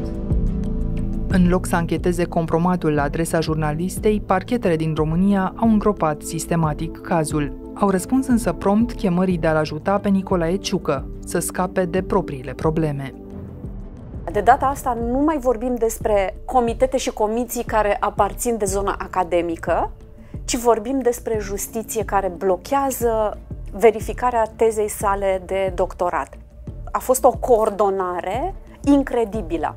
Se declanșează dosare în rem, cercetare în rem, astfel încât niciun civil să nu poate să aibă acces direct la teza de doctorat efectivă. A preluat-o parchetul ca nimeni să nu mai poată să vadă teza de doctorat, să-și formeze părerea despre dezvăluirile doamnei Șercan în direct. Dosarul a fost clasat, dosarul penal, fără niciun efect. Ceea ce s-a întâmplat în acel dosar penal a fost că pentru prima oară, cred că în istoria Parchetului General, au fost luate documentele fizic, originalele fizic și băgate într-un fișet. Asta nu se întâmplă niciodată. Procurorii cel mult le iau, fac copii și le dau înapoi, ca să nu blocheze instituțiile. Ăsta e scopul. Ei nu, acum scopul a fost să blocheze instituția numită CNATCO. Șeful secției de parchet care a deschis aparenta anchetă și care a dispus ridicarea documentelor originale de la Universitatea Națională de Apărare a fost Marius Voineag, același procuror devenit ulterior șeful Direcției Naționale Anticorupție, cu semnătura președintelui Iohannis. Am scris, am dezvăluit implicarea domnului Voineag în dosarul de plagiat al domnului premier, care dosar penal a blocat ancheta academică. Și am scris cu documente, cu tot. Ați văzut vreo reacție publică? Nici măcar o reacție în presă n-a existat. S-a întors capul. Adică e o întreagă punere în scenă care îți arată că sunt niște mâini nevăzute care apasă pe niște butoane și care declanșează niște procese care, în mod normal, sunt contrare legii și contrare procedurilor legale. Mâinile acestea nevăzute n-ar avea o asemenea putere dacă în România ar funcționa cu adevărat ceea ce se numește control civil asupra serviciilor. Una din marile jene democratice ale României este felul în care funcționează controlul civil al serviciilor secrete prin Parlamentul României. Nu există control civil asupra serviciilor. Nu există. Comisiile parlamentare sunt pur și simplu o glumă.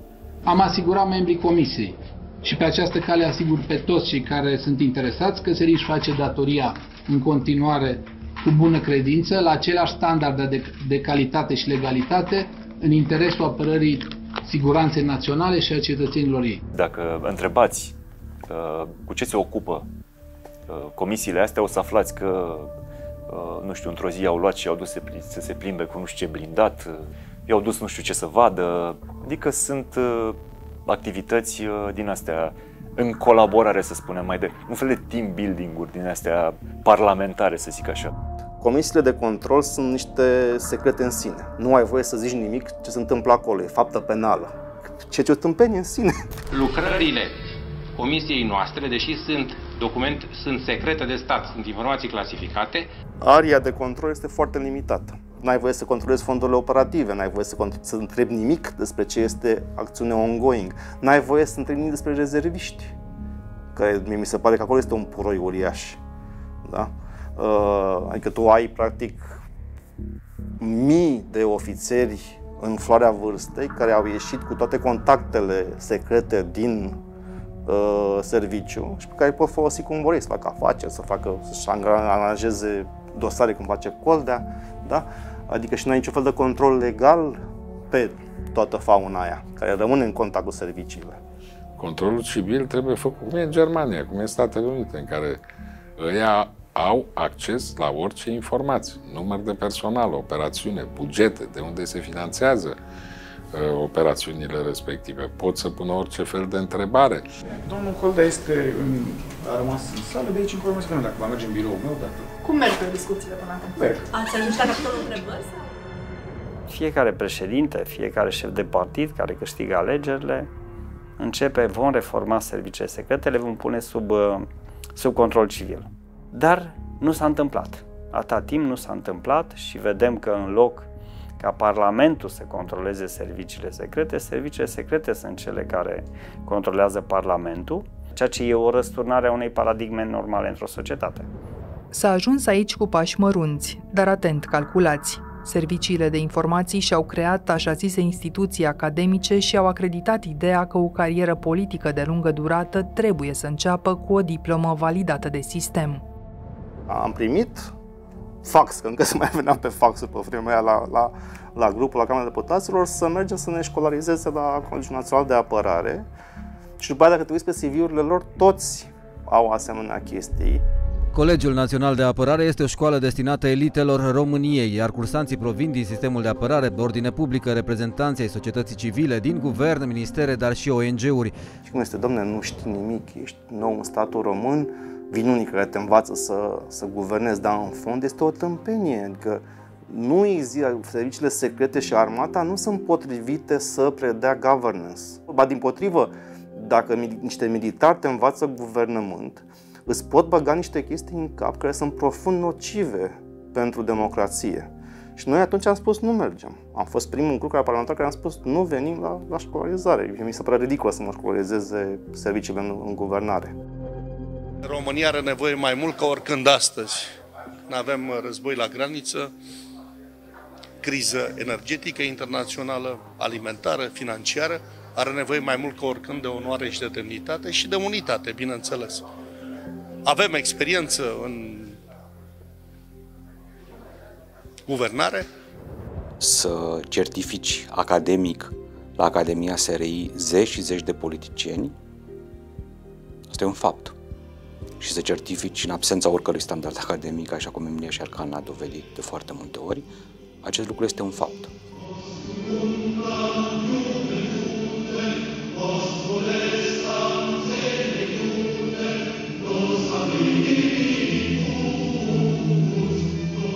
Ce influență mai mare pentru cariera ulterioară a unui politician poți avea decât să devină, din punct de vedere academic, laureatul unei instituții care aproape că nu există și care e a ta ca serviciu secret.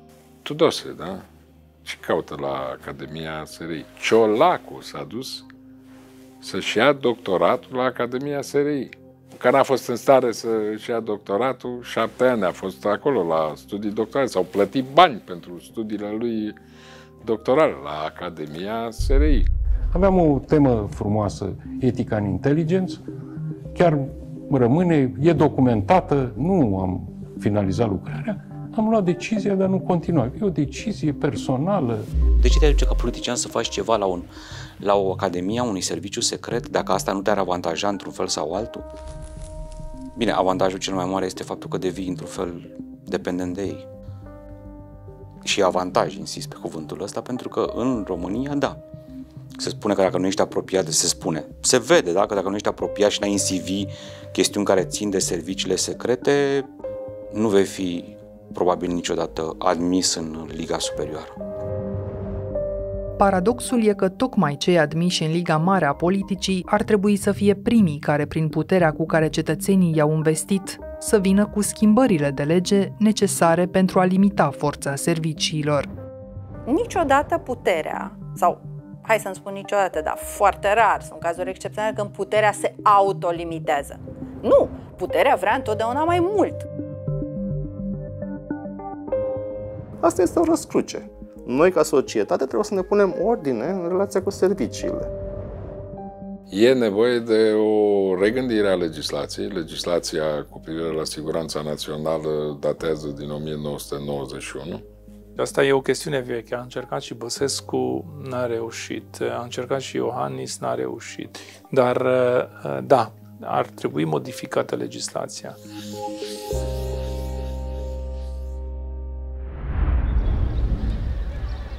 A fost întocmit un proiect.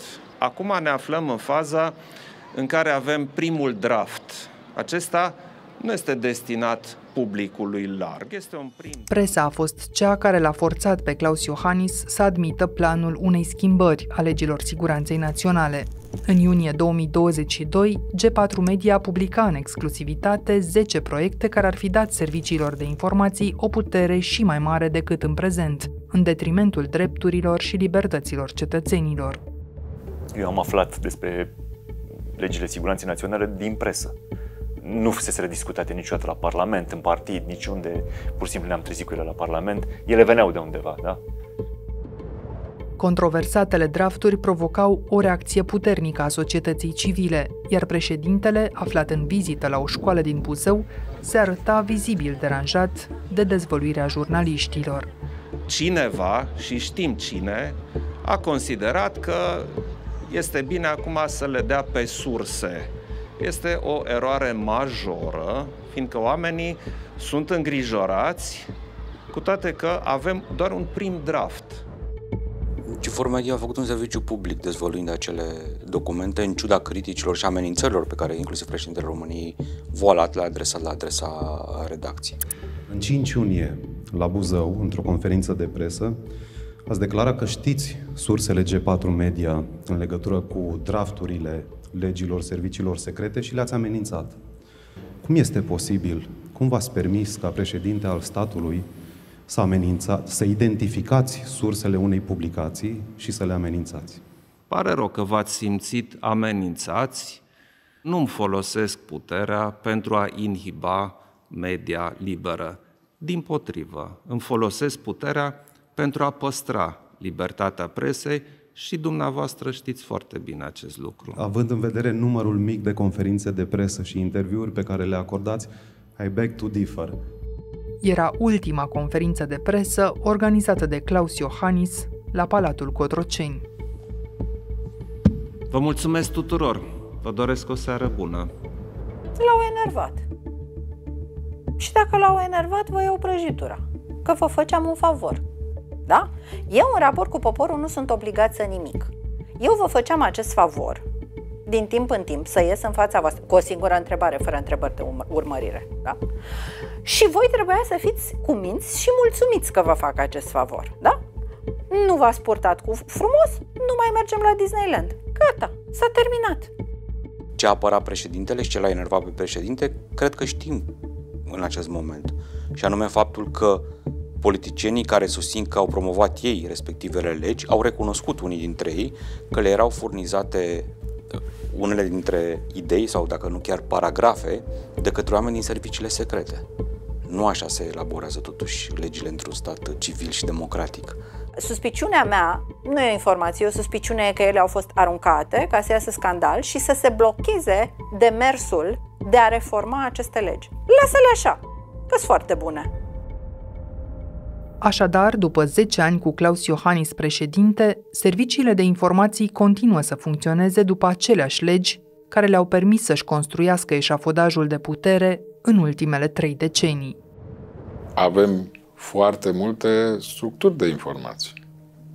SRI, SIE, STS, DGI, Direcția Generală de Informații Armate, e o structură care există peste tot. Avem foarte mulți ofițeri de informații pe cap la 1000 de locuitori.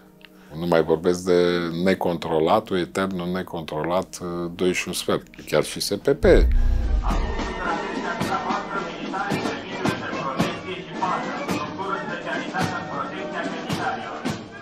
Într-adevăr, SPP devine un actor mult mai important în comunitatea de inteligență din România în mandatul lui Klaus Iohannis. acum aflăm că SPP face diverse alte lucruri pe care înainte noi eram obișnuiți și știam că le face 2 și un sfertul, la limita legii. Adică urmărește jurnaliști, culeg informații pe care bineînțeles că le oferă politicienilor, fac mai ceea ce noi am numit de-a lungul timpului poliție politică. Adică un serviciu al statului este pus în funcția, în slujba politicienilor sau a unui politician sau a unui grup de interese.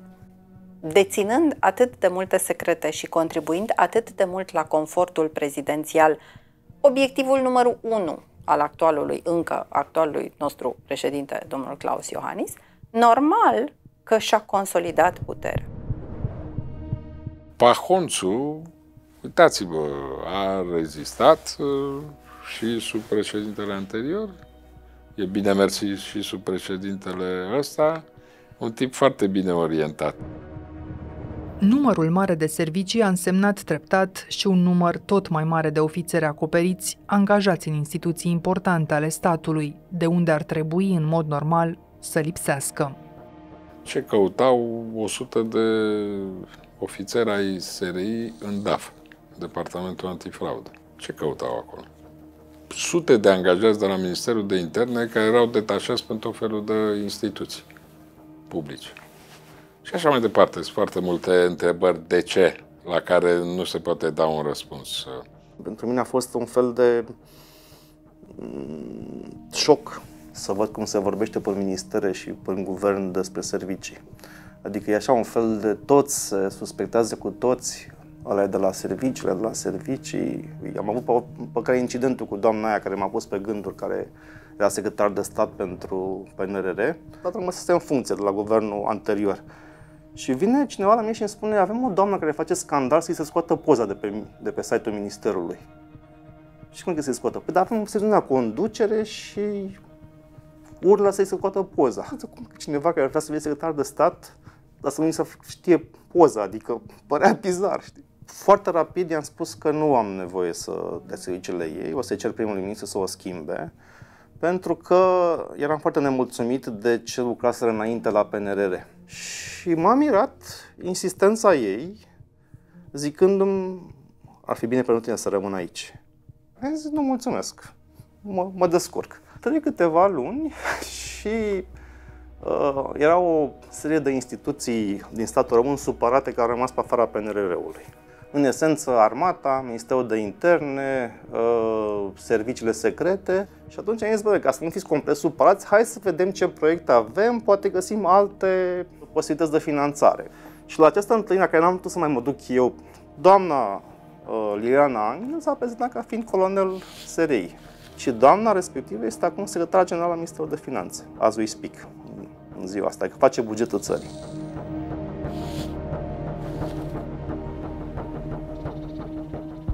Instituțiile de forță, după 10 ani, și-au păstrat percepția de instituții oculte, omnisciente, care pot face multe în România, de la domeniul economic și până la domeniul politic.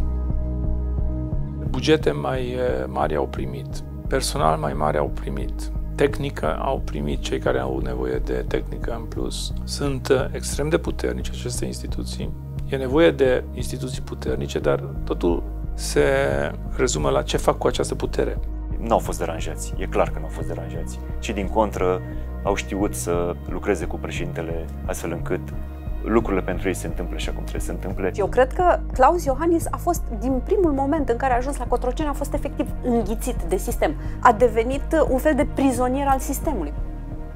Klaus Iohannis vine foarte în acord cu aceste vremuri în care statele sunt tot mai puternice și militarizate. El are această fibră de profesor militar, într-un fel. Și asta se resimte la nivelul societății. Bună ziua!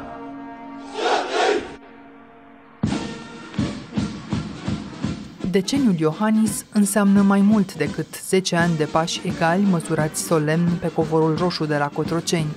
Sunt deopotrivă 10 ani din viețile noastre, ca indivizi și ca societate. Și la capătul lor ne suntem datori cu răspunsul la o întrebare: care e moștenirea pe care o lasă acest președinte. Deșteaptă-te. Puteți să cântați cu mine dacă vreți.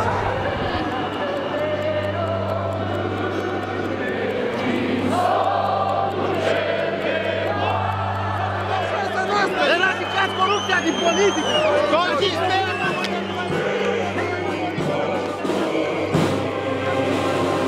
Ce ne-a lăsat Iohannis? Adică care este lucru care va rămâne, pe care îl vom lua în seamă și de acum în 15 ani, și de acum în 30 de ani, și de peste 50 de ani câțiva zi. Care este, nu? Sigur că sunt lucruri foarte rele pe care mai lasă unii președinți, nu? Despre Ilescu va vorbi întotdeauna pomenind mineriadele, nu? Nu, imposibil să ignore asta. Dar se va vorbi despre el și pentru că la un moment dat s-a reconciliat cu regele Mihai. La fel pentru ceilalți, nu? Constantinescu a deschis negocierile și cu Uniunea și cu NATO. La fel Băsescu, stegulețele roșii ridicate din calea intrării în Uniunea Europeană, nu știu, deci a rămas o urmă. Iohannis, ce avem? Avem paltonul pe capotă și avionul închiriat cu 100.000 de euro sau câți ori fi, cum să aflăm. Mi se pare că după 10 ani nu poate să pună nimic pe masă. Alta decât o stabilitate, dar bun, să de ca să ce, că și cancerul poate să fie stabil. A fost instalat un guvern care trebuie să asigure stabilitatea țării și să conducă societatea românească spre o nouă etapă de modernizare. Dacă tu încurajezi această chipurile stabilitate care e o liniște de cimitir, democrația se duce pe un drum foarte bolovănos. Și ce poți să ai ca efect sunt personajele stranii, grotești pe care le avem astăzi. L-a spus pe Simonis, du-te la America și linge-i clanța, că ei s-au pus acolo, ai vândut țara Americii, împreună cu asta e atitudinea voastră. Că nu știu ce să fac, arată de aici, arată de aici. Te agresezi sexual, Scroafo, te agresezi sexual.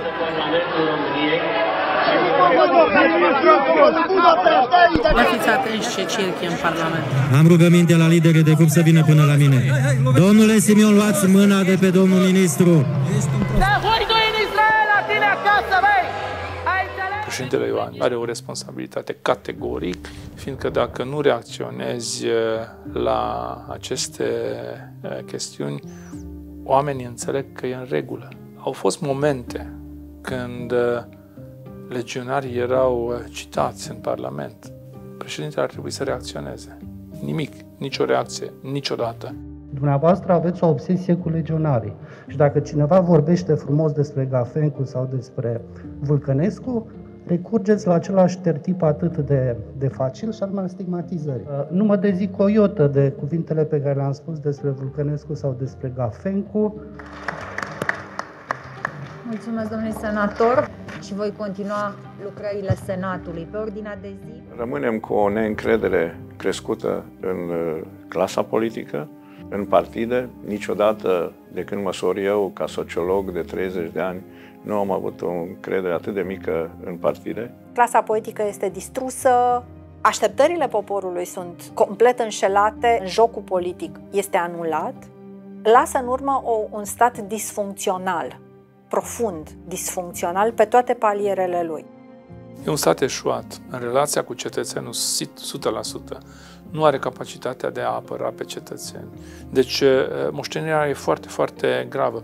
Nu din punct de vedere al politicii mari, fiindcă, ok, suntem într-o alianță de apărare, suntem din acest punct de vedere în siguranță. Deci acolo nu sunt probleme. Problemele majore sunt în interiorul țării. Războiul din interiorul țării, războiul care nu se vede. Acum, sigur, înțelegeți între ghilimele acest război între stat și cetățean. O atribuție importantă a președintelui este aceea de mediator între clasa politică și societate. Păi, lucrul acesta a fost primul în care Klaus Iohannis a eșuat. Iohannis, te faci că n-auzi? Hai să auzi! Predau, sunt profesor debutant. Atunci când profesorii au protestat în stradă și s-au dus inclusiv la Cotroceni, pentru că acolo era profesorul Klaus Iohannis pentru ei. Profesorul Klaus Iohannis, artizanul României educate. O Românie educată e construită de fiecare român în parte și de toți românii la un loc. Susține platforma România Educată, un proiect prezidențial cât o întreagă țară. România Educată. Haideți să vorbim despre educație. România Educată înseamnă zero reforme. Dar a rămas sistemul în esența sa neschimbat. Aia nu este o chestie care s-o lași în urmă ta ca principal proiect. Profesorii nu au avut parte în toți acești 10 ani de solidaritatea profesorului Iohannis. La noastră liceu nu e grevă? Noi nu suntem în liceu, noi suntem să întâmpinăm președinții, să ne bucurăm de prezența lor. E grevă aici, în România paralelă, președintele țării vizitează senin colegiul la care a predat și unde profesorii și elevii au fost aduși special la școală pentru a-l întâmpina. O lume minunată care veți găsi numai copii. Profesorii nu au avut măcar empatia profesorului Klaus Iohannis. Nu, Klaus Iohannis s-a dus la Cotroceni unde avioane de lux, destinații turistice și profesorii pe cont propriu.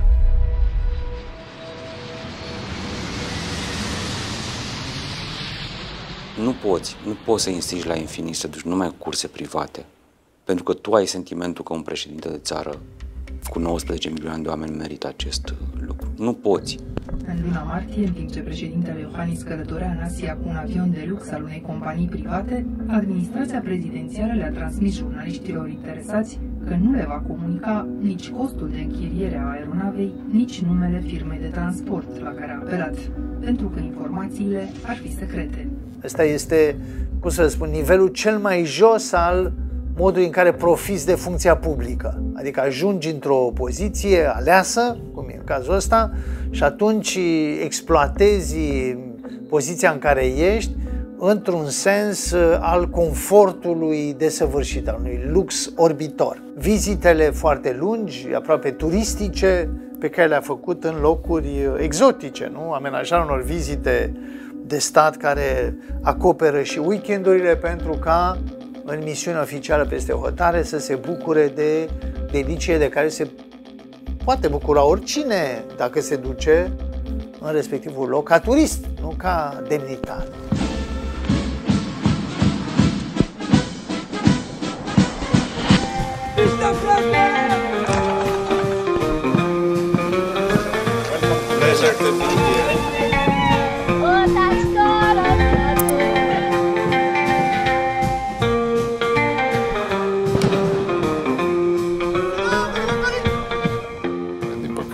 Klaus Iohannis a fost un președinte rău pentru România, mai ales al doilea mandat, practic a creat o frustrare, o nemulțumire și de multe ori o stare de revoltă.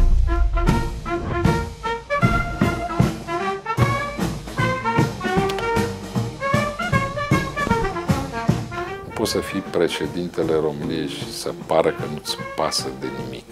Să faci turism, evident, pentru orice om de bun simț, să-ți aranjezi vizite internaționale ca de fapt tu să faci turism pe banii publici. Voiam să vă întreb de ce nu sunt publice cheltuielile privind deplasările efectuate de administrația prezidențială. Fiindcă așa este legea. Mulțumesc. Președintele României trebuie ca toată energia pe care o are la dispoziție să o folosească pentru a lua decizii favorabile sau pentru a influența decizii care să aducă beneficii românilor. Klaus Iohannis a arătat că a pierdut complet legătura cu societatea românească și a uitat că este președintele României. Cumva simți că ai fost păcălit. Asta se vede și în momentul ăsta, dacă ne raportăm la sondaje de opinie și încrederea în președinte. Probabil nu a existat un alt președinte care să termine un mandat la o cotă de popularitate atât de scăzută și un președinte care să fi încercat cumva să-și rezolve anumite lucruri. Vă aduc aminte interminabile discuții cu NATO, cu Comisia Europeană și așa mai departe. Eu n-am văzut până acum un președinte care să-și dorească o altă funcție după ce și-a terminat mandatul. Și dacă s-a dus și a candidat sau a mai avut activitate politică, după ce și-a terminat mandatul, a început să-și facă demersuri, dar nu în timpul mandatului. Am decis să intru în competiție pentru funcția de secretar general al NATO. Îmi asum această candidatură în numele României. Faptul că negocia absolut vizibil o funcție la NATO, luând în considerare, evident, că dacă se întâmplă să meargă, trebuie să-și dea demisia, mi-arată faptul că eu nu cred că a înțeles foarte bine onoarea pe care a trăit-o și pe care România a dăruit-o. Ați cunoscut tot mai bine lumea politică. Ce detestați cel mai mult la lumea politică? Detest o atitudine sfidătoare la adresa simplului cetățean. Eu am avut impresia că îi place lui Iohannis această funcție de președinte, cu toate detaliile. Un singur lucru îi deranjează: cetățenii.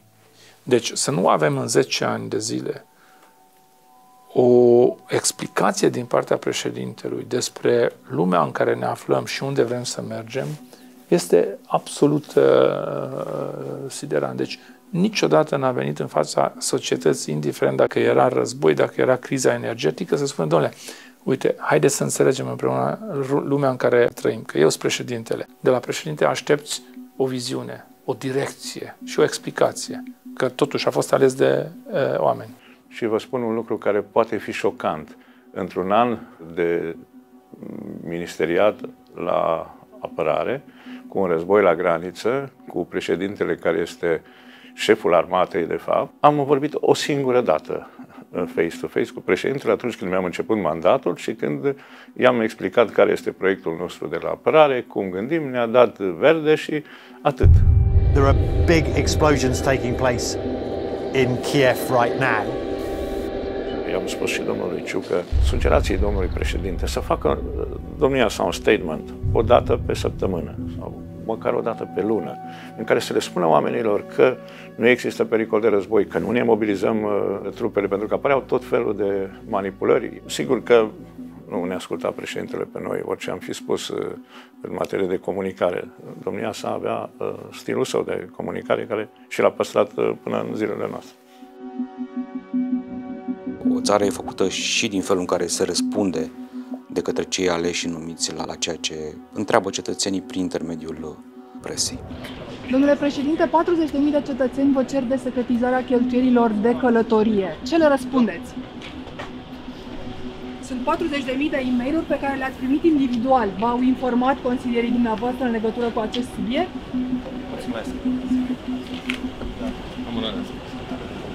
Îngroparea ideii de comunicare publică, a transparenței și apetitul pentru lux, apetitul pentru turism politic, cam astea sunt lucrurile pe care ni le lasă moștenire după 10 ani Klaus Iohannis.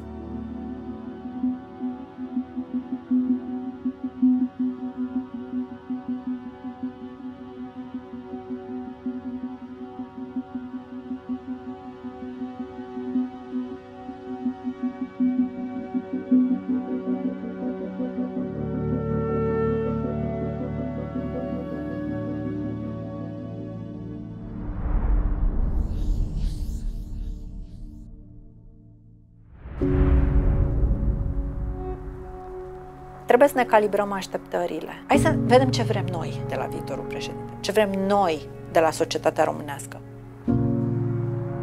Eu mi-aș dori să fie un președinte care modernizează cu adevărat statul. Problema noastră ca stat este că, dacă vă uitați, semănăm mult mai mult cu statul din 1989 decât cu ce ar trebui să fie stat modern. Așteptăm un președinte care vine și spune: statul de inspirație sovietică trebuie în sfârșit abandonat. Să renunțăm la obsesia controlului de sus în jos. Hai să avem acest curaj, nimeni n-a avut curaj să facă. Mi-aș dori un om inteligent, un președinte inteligent care să înțeleagă repede cum funcționează lucrurile într-o societate. Mi-aș dori să văd un președinte mai prezent. Să-l simți mai prezent nu neapărat pe stradă sau mergând la bâlciuri, ci să-l simți mai prezent în chestiuni care ard cu adevărat și care țin cu adevărat de societatea românească. Nu un președinte care vorbește și își spune părerea, chiar dacă nu poate interveni direct, despre pensii speciale, de exemplu, despre reforma pensiilor, despre economie, despre demografie, de exemplu. Președintele e cel mai important slujitor, nu? Ministru înseamnă de fapt slujitor. Președintele e cel care are rangul cel mai înalt dintre cei care trebuie să slujească poporul și nu trebuie să uiți această definiție etimologică. Am nevoie ca cineva care a fost votat de popor, și asta este ceva sacru în democrație, ai votul popular, cineva care a fost votat de popor vine și spune greutatea celor voturi în spatele unor reforme. Asta vreau să simt la un președinte. Vreau accountability, în primul rând, asta vreau, pentru că din această dispoziție a dării de seamă, predispoziție și acceptarea dării de seamă față de popor, vin și celelalte până la urmă. Nu ne trebuie un președinte ideal, ne trebuie un președinte priceput. Când alegi, nu alegi un Uber care să te ducă de aici acasă. Alegi până la urmă cel mai apropiat autobuz care să te ducă până în stația de aproape de casă și de acolo mai ieși și tu pe jos un pic. Asta e o alegere prezidențială în orice țară democratică. Nu alegi niciodată idealul.